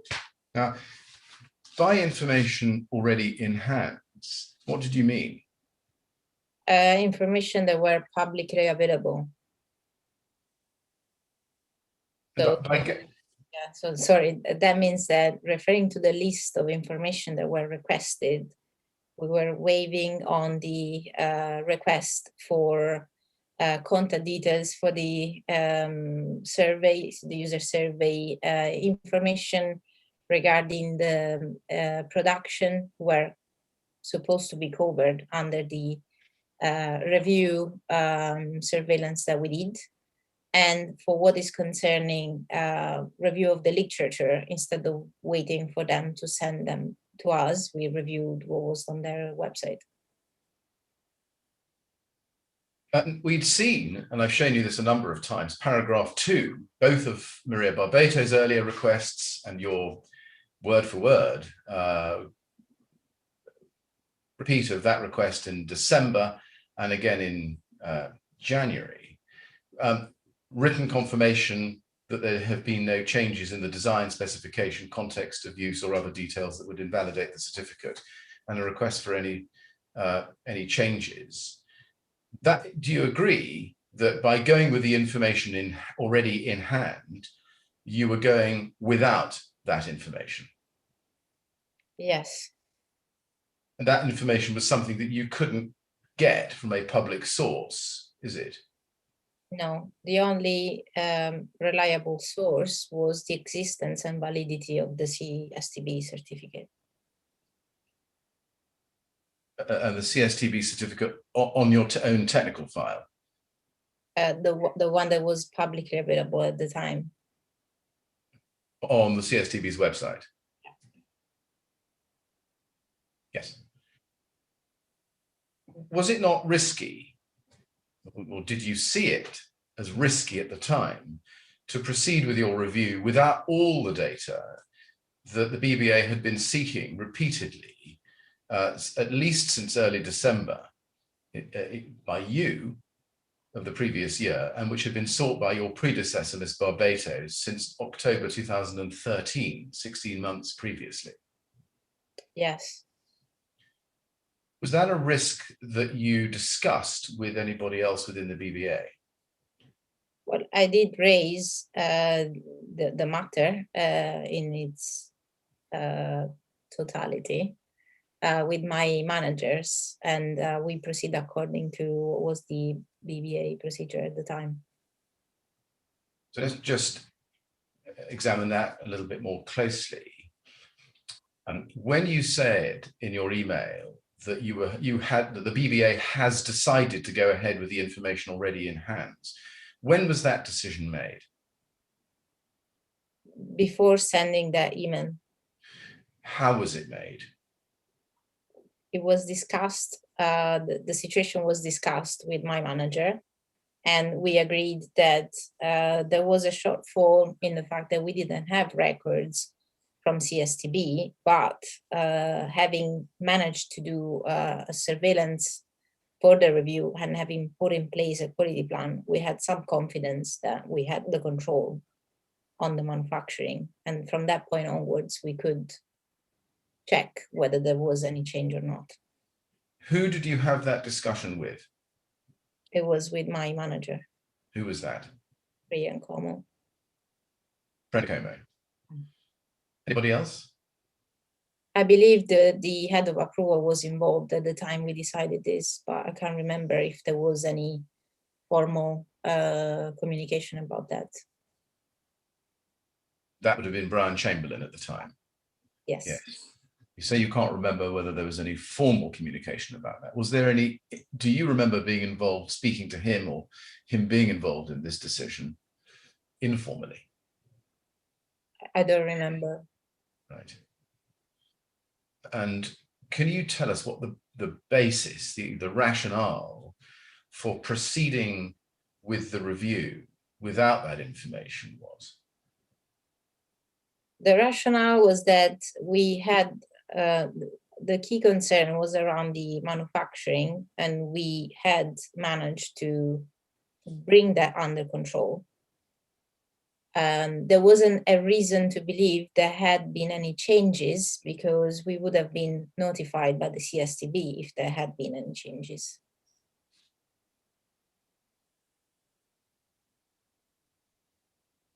You say you would have been notified by the CSTB if there had been any changes.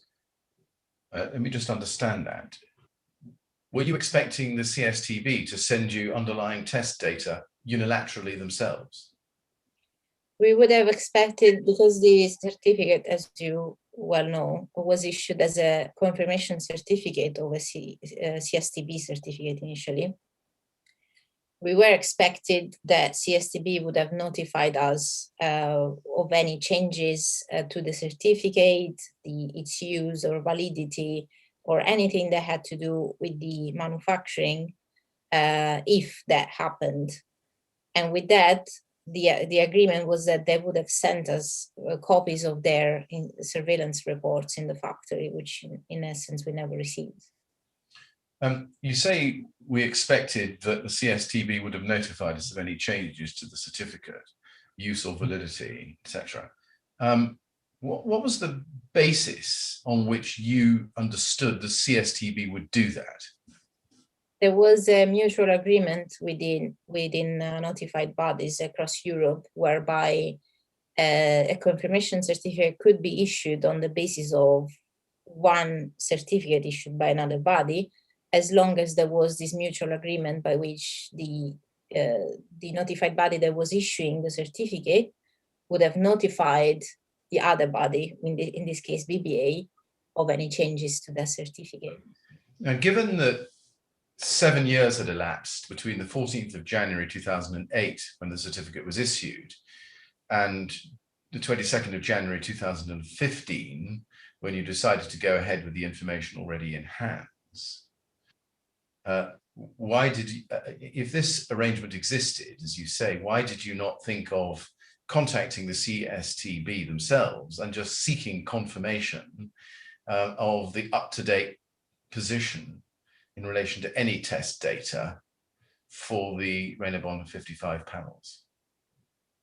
At the time, we had not received any report, as I said, and from the experience that I had on other projects and from the experience of some of my other colleagues, it was very difficult to reach out to CSTB and receive a response.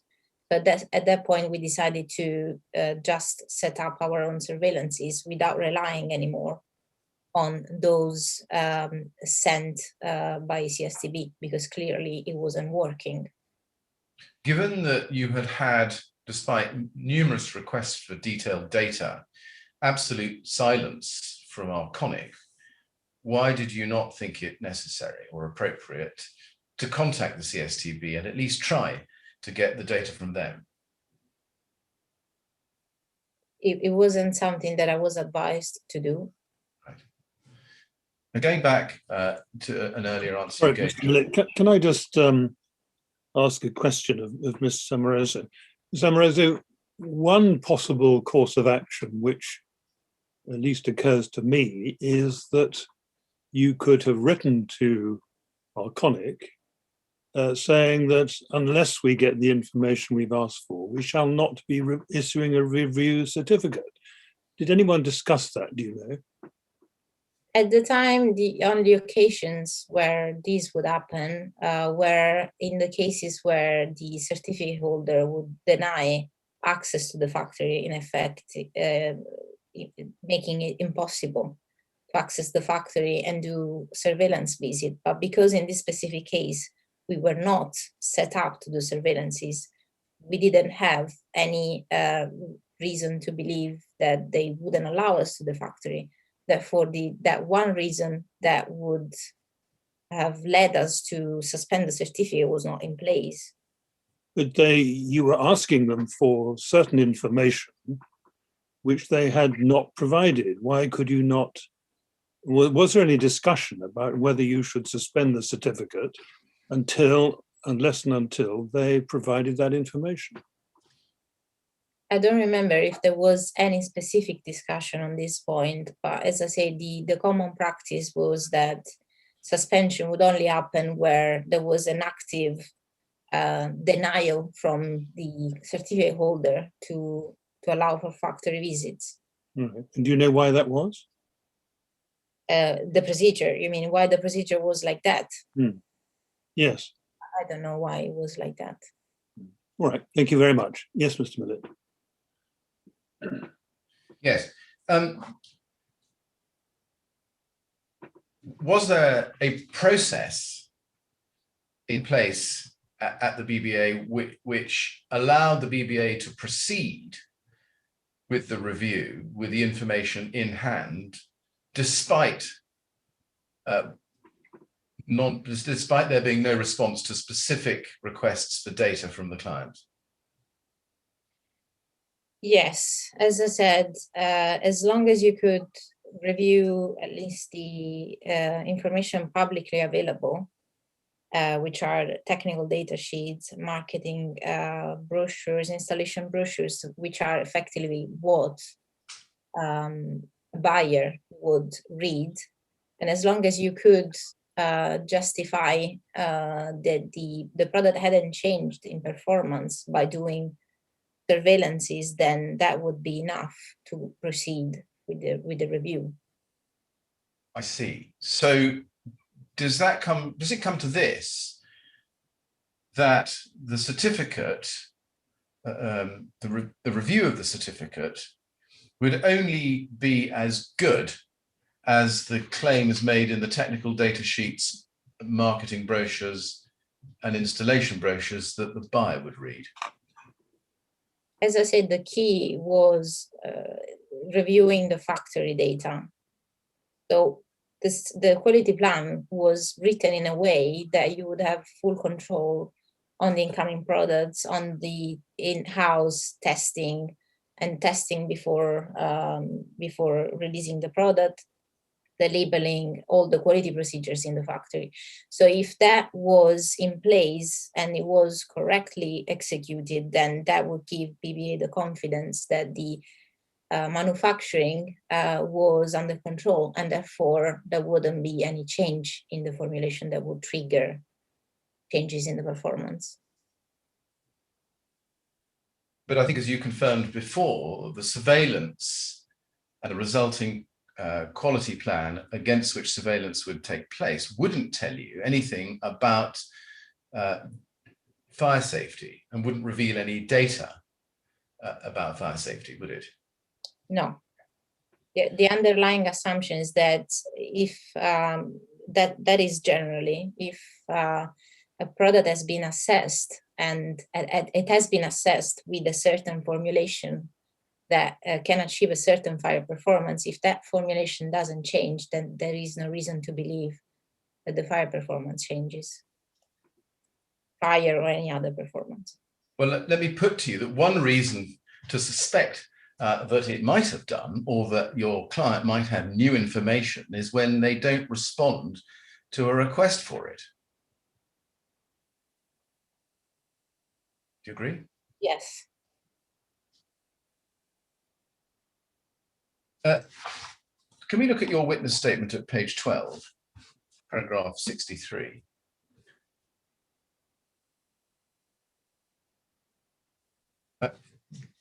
Letter G on that page, just above paragraph 63, you can see the question that was asked. A decision was made to close review A153729 and proceed with the information already in hand because of problems contacting the certificate holder. Who made that decision? I cannot recall exactly, but it would have normally been a collective decision of the PM, the TM, and the HOA. I think we've covered this, but the HOA, just to be clear, was Brian Chamberlain, was it? Yes, he's the head of approvals. Was John Albon involved in this decision at the time? Can you recall? No, because he was head of approval of the other department.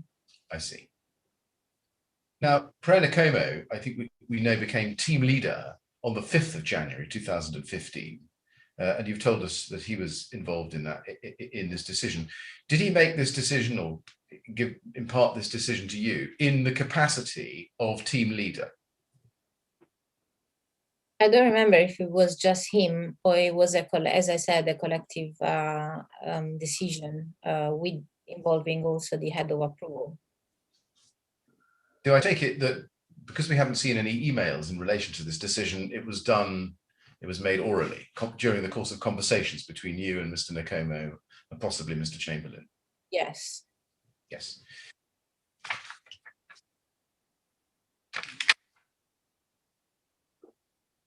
If we go back to your statement, the question you're asked next is why.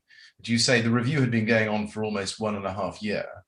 We had reviewed the content of the certificate and the technical documentation publicly available for the product. We had finally managed to put in place a QP, carry out one factory visit and set up surveillances for the future. This was deemed sufficient at the time to close the review. Was the fact that the request for information had been going on for a long time relevant to the decision? That was also one of the reasons. Was it not the case that if the client was being unresponsive over such a long time, was that not a warning that you shouldn't go further without full information? Perhaps.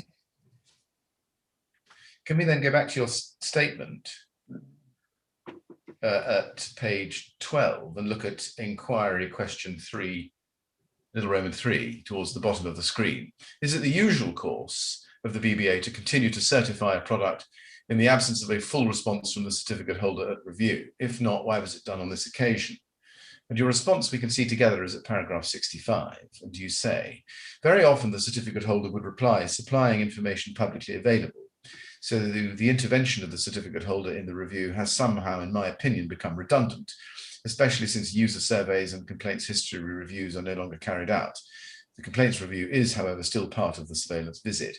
When the response of the certificate holder is absolutely necessary, the matter is escalated and the TM or the HOA, we go over the page.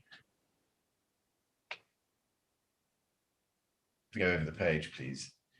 Thank you. HOA intervene. If no answer is received, the HOA could take action and decide to suspend and then withdraw the certificate. Why was it not absolutely necessary for Arconic to respond in this case, given the nature of the material which the BBA had sought and which had been outstanding for so long by this point? The key reason, I believe, was because we did get a response regarding the factory visits, which was our key concern.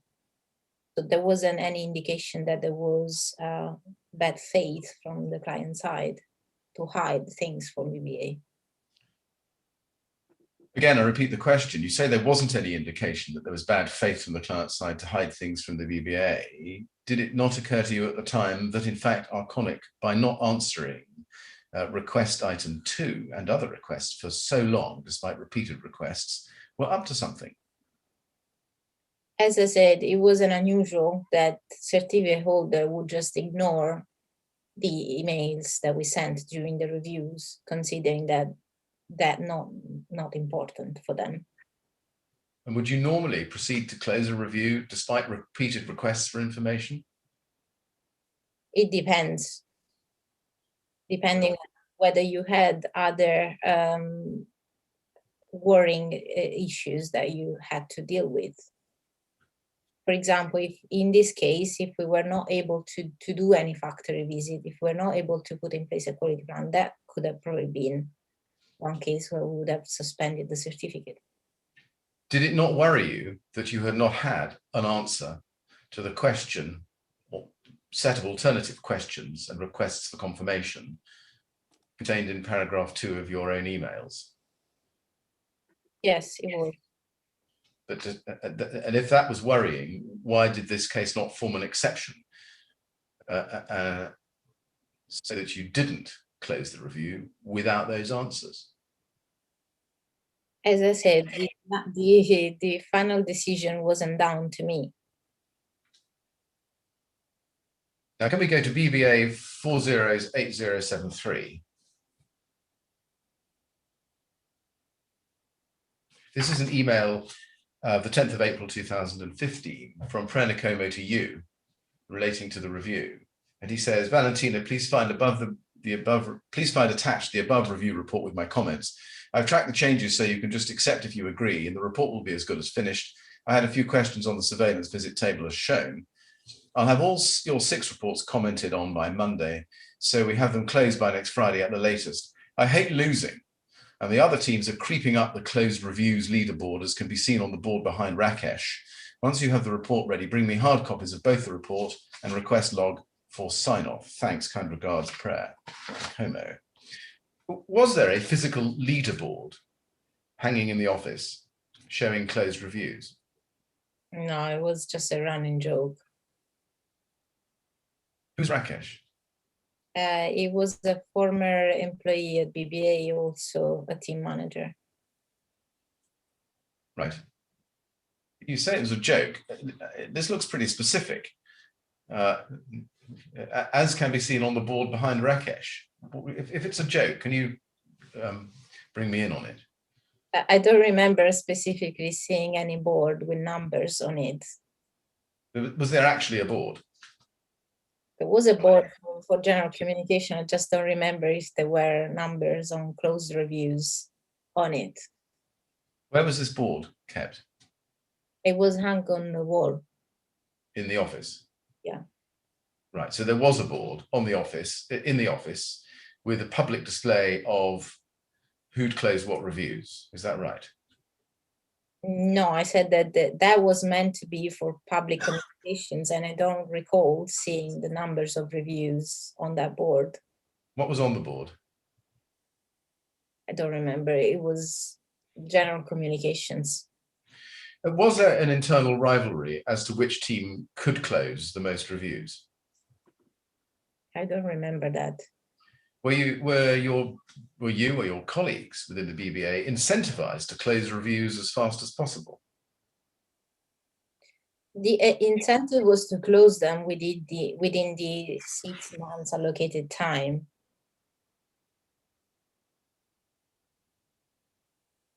Yes, but was there a rivalry? Was there a race between you and your colleagues as to the speed with which you could close a review? I don't remember having taken part to any race or speed race. Was the competition to which this email alludes on its face, at least, a factor in the decision to close this review on the Arconic certificate? There was a drive to close as many projects as possible before the financial year. That's for sure. But I don't remember there being any competition between employees, or at least I wasn't part of it. When was the end of the financial year? March. Right. So this one missed it, simply. Yes. Can we then go to your witness statement at page 7, paragraph 37, please?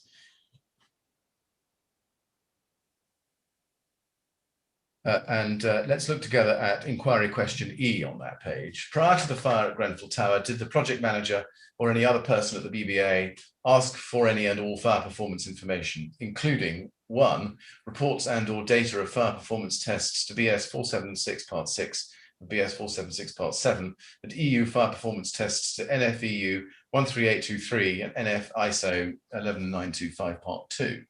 And you have an answer at paragraph 37. Either set of tests were deemed acceptable in line with the ADB that was current at the time. However, new fire test reports were not requested as part of each review unless there had been a change in the formulation that would trigger the request. It must be noted that the QP and reviews places an onus on the certificate holder that the BBA are advised of any changes that could affect performance of the product. Now, just on examining what you say there a little bit more closely, if we can, is it right that if the client had done a fresh test and obtained a fresh classification, which downgraded the classification that had been stated in the BBA report when first issued, are you saying here that it was BBA policy not expressly to ask for that new data unless the product had changed physically? What I'm saying here is that unless we would be supplied with that test data, we would not know that test data existed. And of course, if we were supplied with that test data, we would assess it accordingly.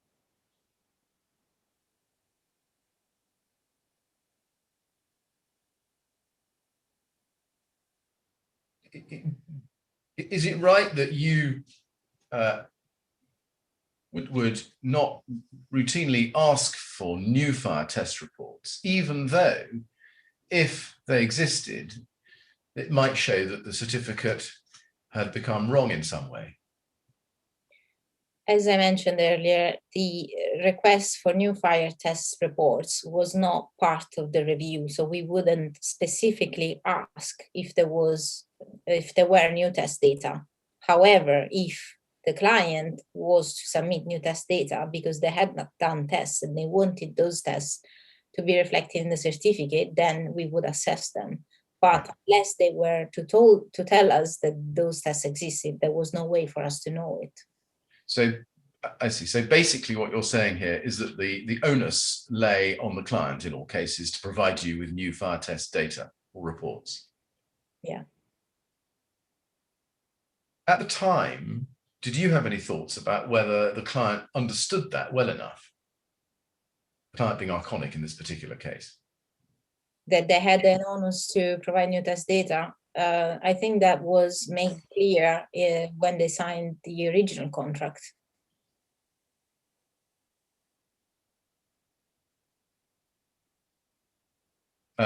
Yes, and the original contract, it goes back to 2007, as we know in this case. Given that some 7 or 8 years had elapsed between the original contract and this review, although there'd been an intervening review in 2011, did it occur to you to spell out to the client that the onus lay on them specifically to give you any new test data or classification reports? No, I did not spell it out to them. Did you think you should have done? Or rather, at the time, did it occur to you to do so? No, at the time I didn't think I would have needed to do that, because it's not my job to make them aware of what their honesty is. Did you have any thoughts at the time about whether new fire test data or new classification reports fell within the scope of paragraph 2 of your request for data that you sent in December and again in January, and that Ms. Barbato had sent in the October of 2013 and the July of 2014? That could have formed part of the information slide, but not necessarily. Yeah, you say it could have, but not necessarily. Do I take it from that any new fire test data or classification reports were actually being asked for within paragraph 2, or at least a confirmation that there weren't any that were relevant? Yes, that is part of the request to confirm that there has been no changes. And therefore, receiving no answer to that would be, I would suggest to you, extremely unsatisfactory, because you wouldn't know one way or the other whether there were or were not any such new test reports. Yes. And therefore, I come back to my question: why did you not press Arconic before closing this review for a confirmation, at the very least, that there was no new fire test data or classification reports? It wasn't a specific request formally in that letter to provide test data. The request was to confirm or not whether there had been any changes to the formulation. Is there any? Sorry, go ahead. Which we did not receive clearly, and yeah, it wasn't the policy at the time to enforce it. It wasn't the policy at the time to enforce it.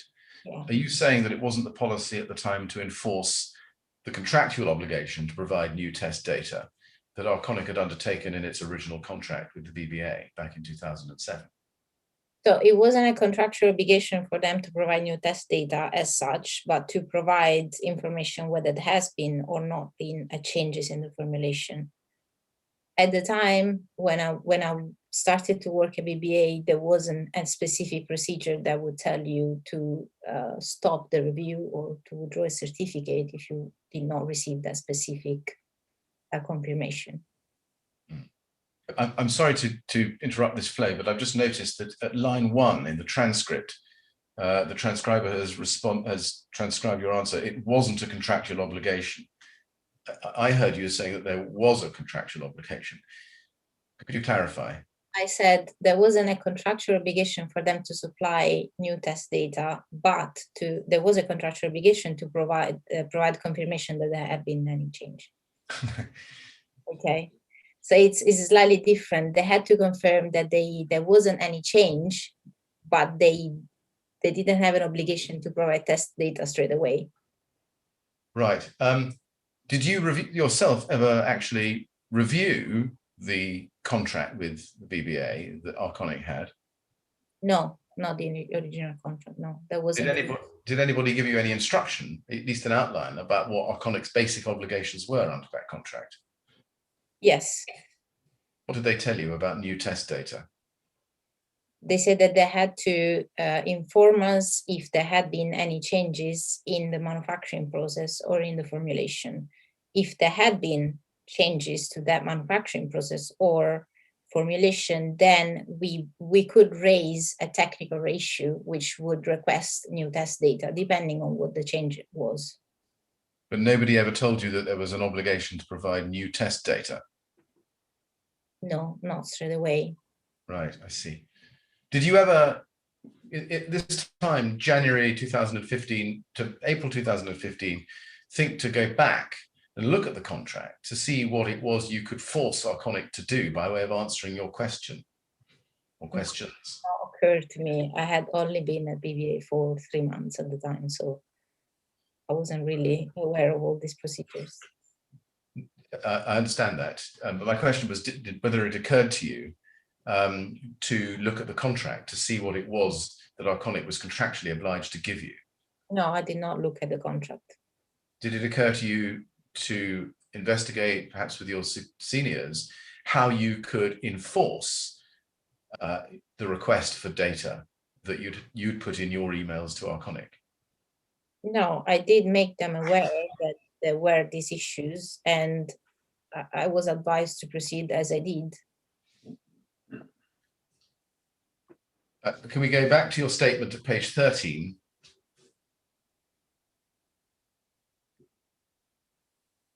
Please, and we'll look at the question asked at item Roman 4 on that page.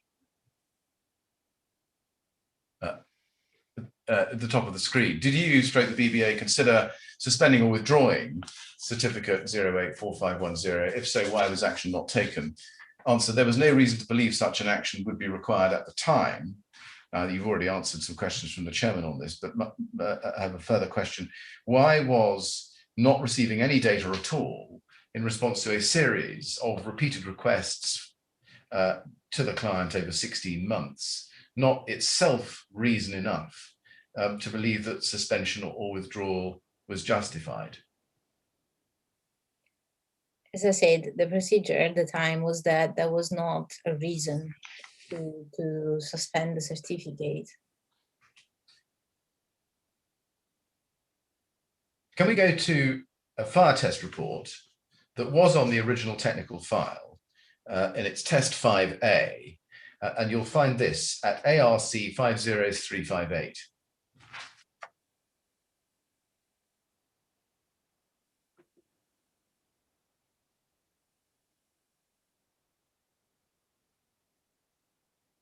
This is, as you can see, the first page of a CSTB fire reaction to fire classification report under EN 13501 Part 1. And you can see the date of issue at the bottom of the screen is the 7th of January 2005. And it relates, as you can see in the middle of the screen, to commercial brand Rainabond 55 PE riveted system. And above that, you can see the name Alcoa. And above that, do you see it says valid 5 years as from January 7th, 2005? Yes. Now this was on the technical file. When you reviewed the technical file for the purposes of doing your review of the certificate, did you see this document? I did not review the original assessment as part of the review. I was only reviewing the technical information that were available, publicly available on the website. So what was on Arcoa website. Did you not look into the technical file and look at this document? I did not look at the technical dossier from the original assessment. That was not part of the scope of the review. Right, so you saying that in any review you do of a certificate, you don't go back and look at the original technical file? You don't, unless there is a reason to do that, like a change in formulation that would trigger a reassessment. I see. In general terms, and you can see that the expiry date would be January 2010, but in general terms, did you know that fire classifications under EN 13501 are valid for a maximum of 5 years? I did not know at the time. Right. When did you learn that, do you think? Later on, much later on. Much later on, while you were still at the BBA or after you'd left the BBA? I was still at the BBA. Right. But that time limitation was not applied on all test reports. Right.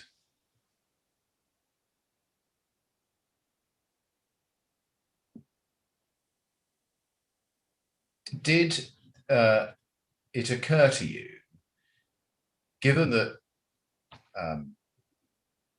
7 years had elapsed between the issue of the certificate in January 2008 and your review in the January of 2015, that the age of the certificate, that since the certificate was issued, Arconic must have done further testing or else be relying on a very out-of-date classification. It did not occur to me at the time because I did not see this report at the time. I see. Now, can I just show you something that Mr. Albon says in his second statement? This is at BBA 10723.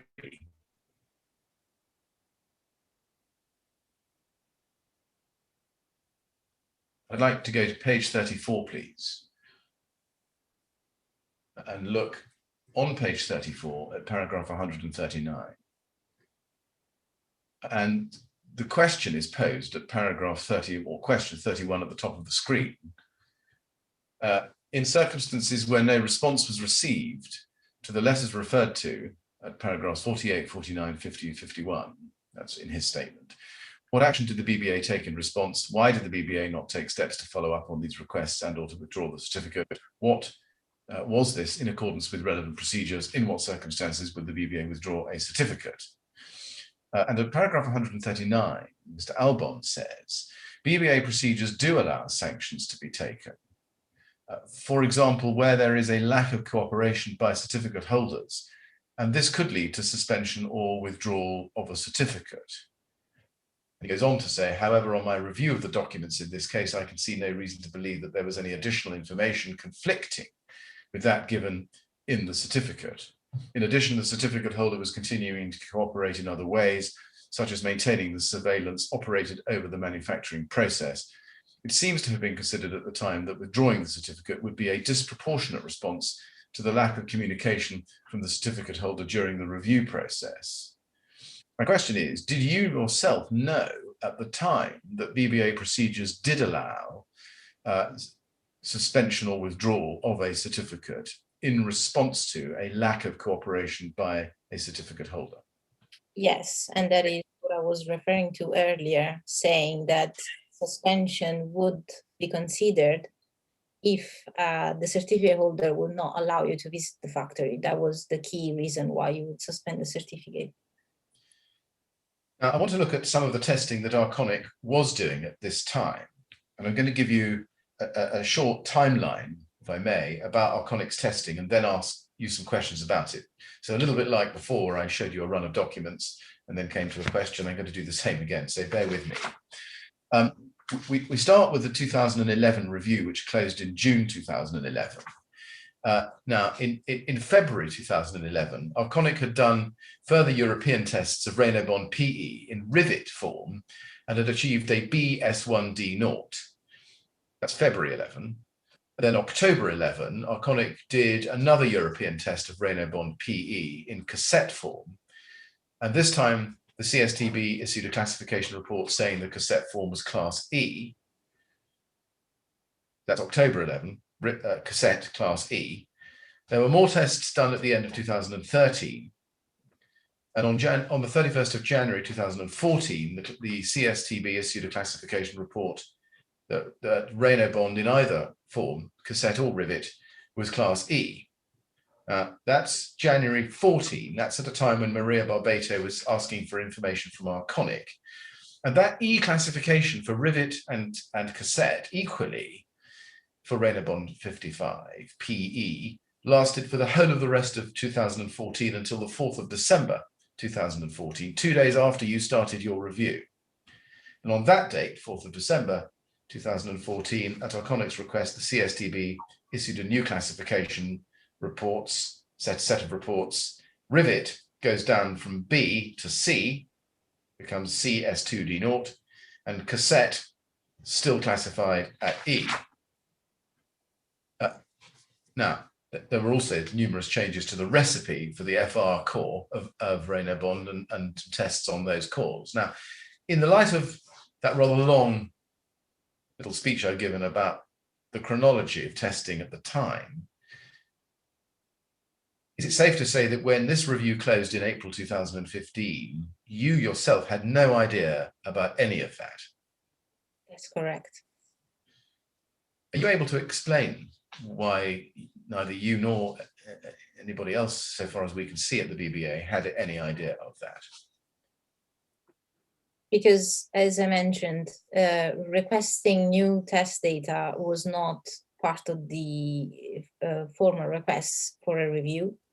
So we did not ask formally the client to supply the test data. And likewise, the client did not willingly supply those test data to us. So there was no way for us to know that there were any new test data effectively. Did you expect that Arconic would tell you of these new tests, the new test data and the new classification reports that I've just referred to? Yes. And did you expect that by asking for confirmation that there were no changes, Arconic would come back with changes such as these that had happened?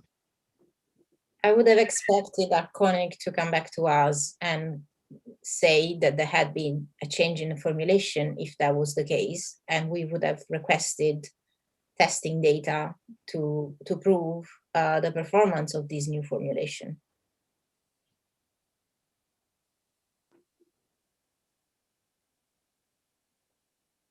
Leaving aside formulation, doesn't the approach that you've been describing during the second part of this morning that our BBA was taking, doesn't that approach mean that Arconic was essentially free to keep for itself all these new tests and reclassifications of the product covered by the certificate and not tell you about it?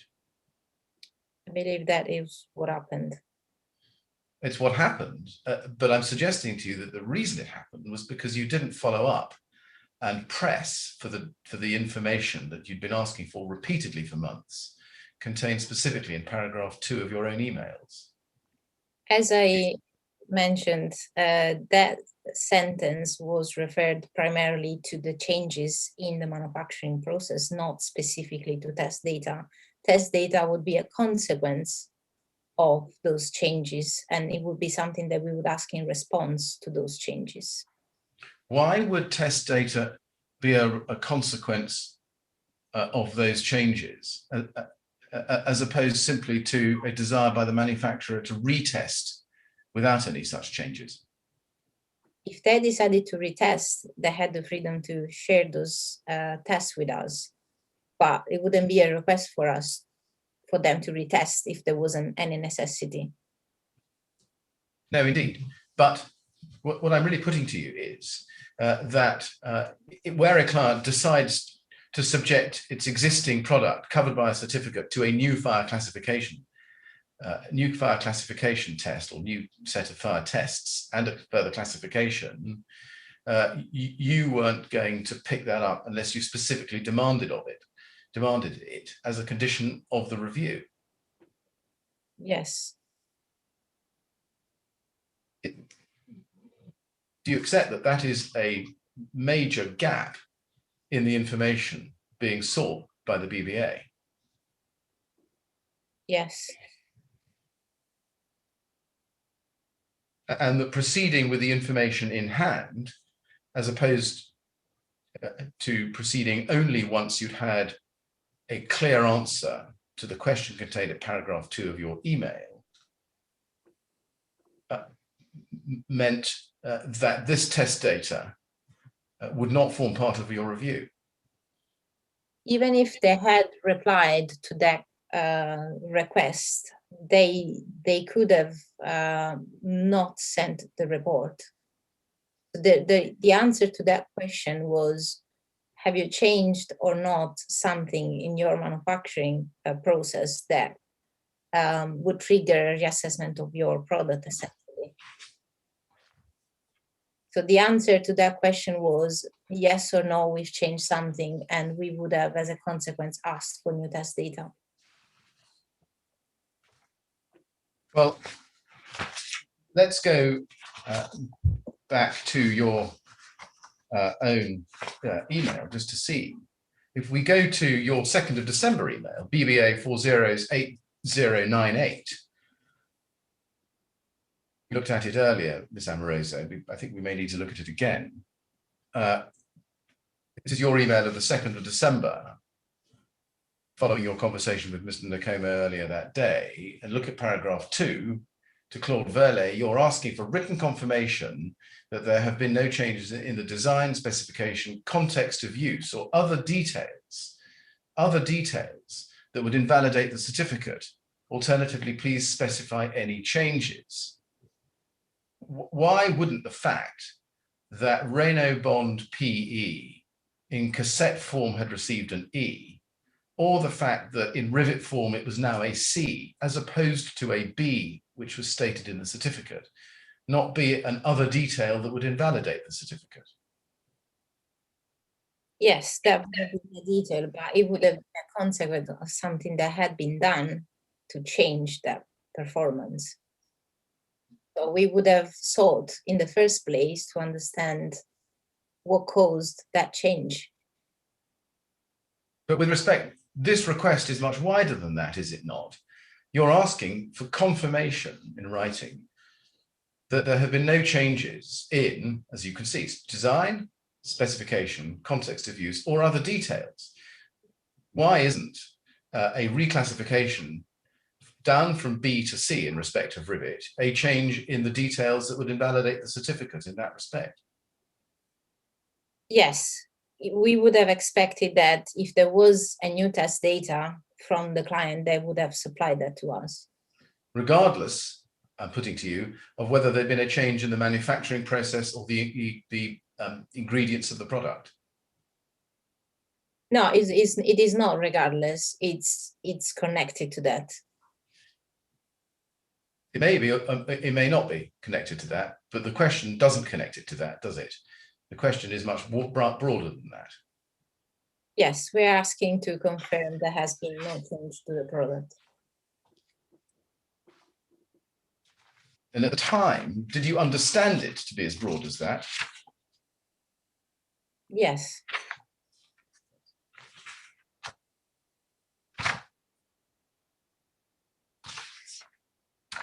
Now,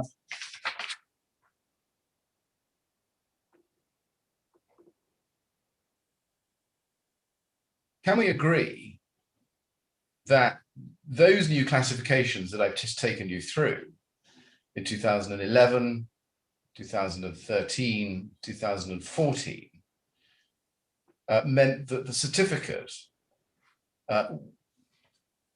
was or had become materially wrong? Yes, if the product that was tested was exactly the same that was certified, yes. And let me be very clear with you about what I mean by materially wrong. Do you agree that the first respect in which it was materially wrong was that it said that the PE called Renault Bond standard was Euro Class B, when in fact, by the time this review was closed, it was Euro Class C? Yes?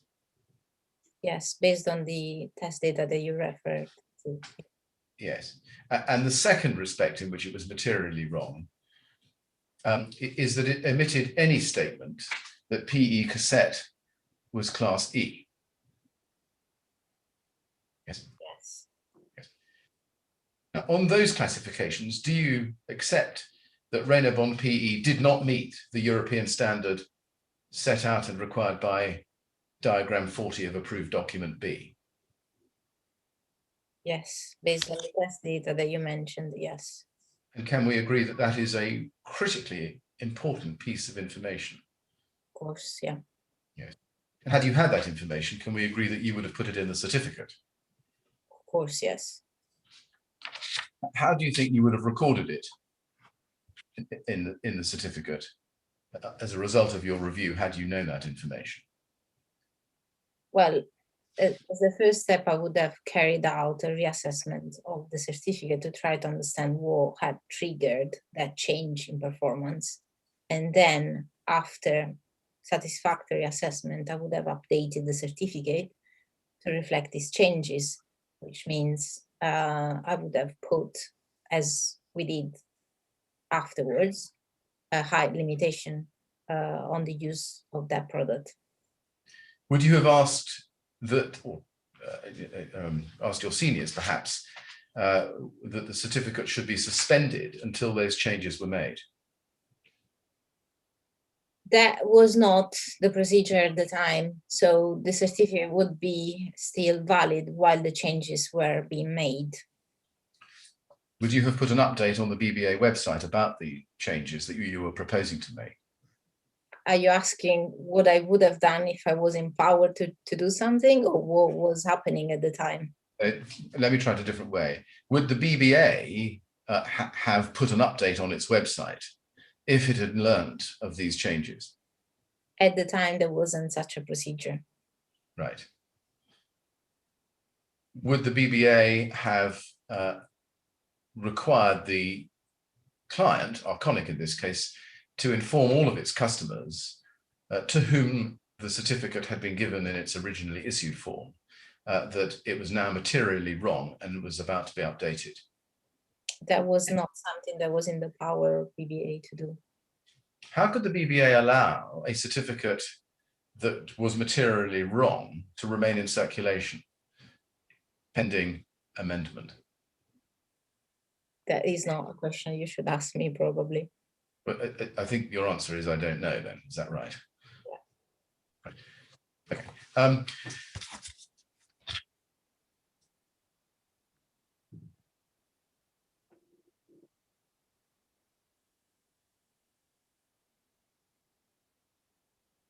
Can you explain why, when you signed off this review, you didn't, or your seniors perhaps, didn't qualify the certificate to say that it was based on publicly available data that may or may not be up to date?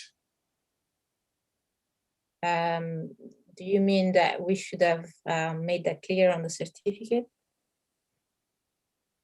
Well, I'm just asking you why the certificate carries no qualification within it that the claims made for compliance, particularly with the building regulations in relation to behaviour in fire, was based on publicly available data that may or may not be up to date. That was not common practice at the time. That wasn't.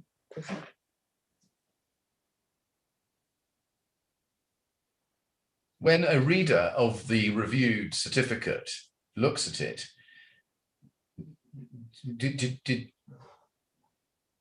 they would be entitled to think, wouldn't they, that the BBA had satisfied itself that the claims being made as to the fire performance of the product were true. Do you agree with that? Yes. But would it follow that if the BBA was simply basing itself on publicly available data, then that might not be true? Yes. So the question is, why didn't the certificate say on its face that it was based only on publicly available data and that no assessment had been made of any up-to-date test data or classification? So you were breaking up. It wasn't a procedure at the time to put such a statement in the certificates. Can we go to page 4 of your statement, please?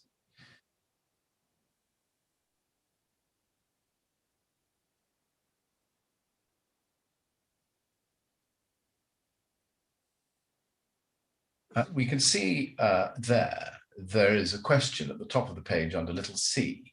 What documents and/or assurances would be requested from the certificate holder, and how would these be assessed?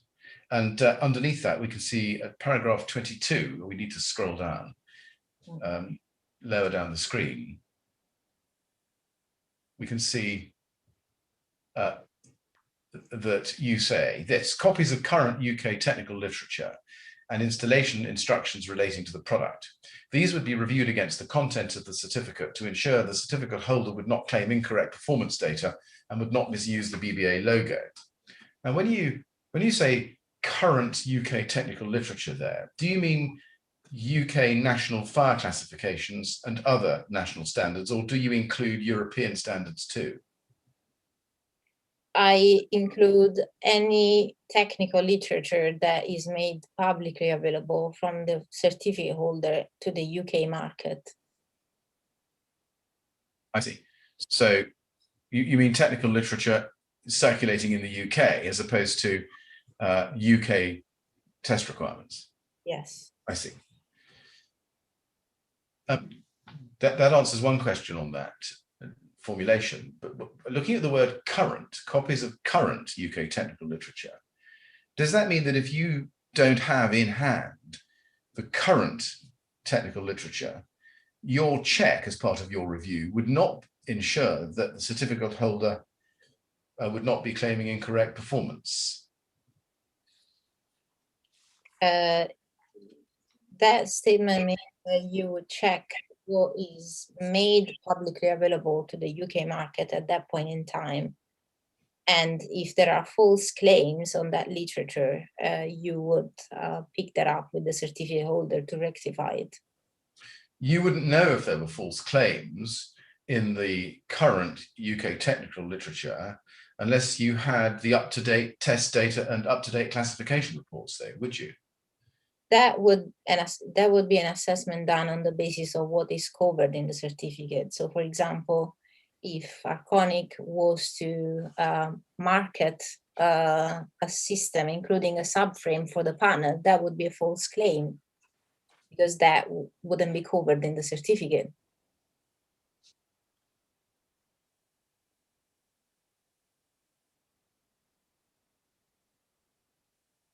So, as I understand the words current UK technical literature, I think all you mean by that is the current, in other words, up-to-date marketing literature that Arconic put out.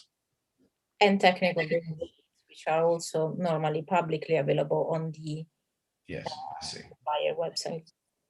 So your review would simply be, as I think you've made clear before, checking for consistency as between the current UK technical literature and installations instructions publicly available on the one hand, between the text of the publicly available certificate on the other.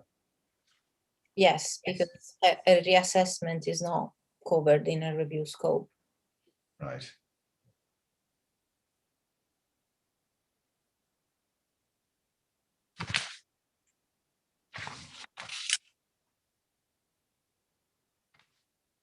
Chairman, I'm not sure I should apologise for stopping 3 minutes early, but I've come to a natural break. The next topic will probably last a bit more than 3 minutes. Well, then I think we should stop at that point, Mr. Millett, don't you? Yes, I think. I don't think an apology is required.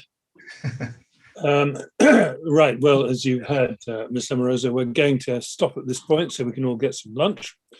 We'll come back at 2 o'clock, please.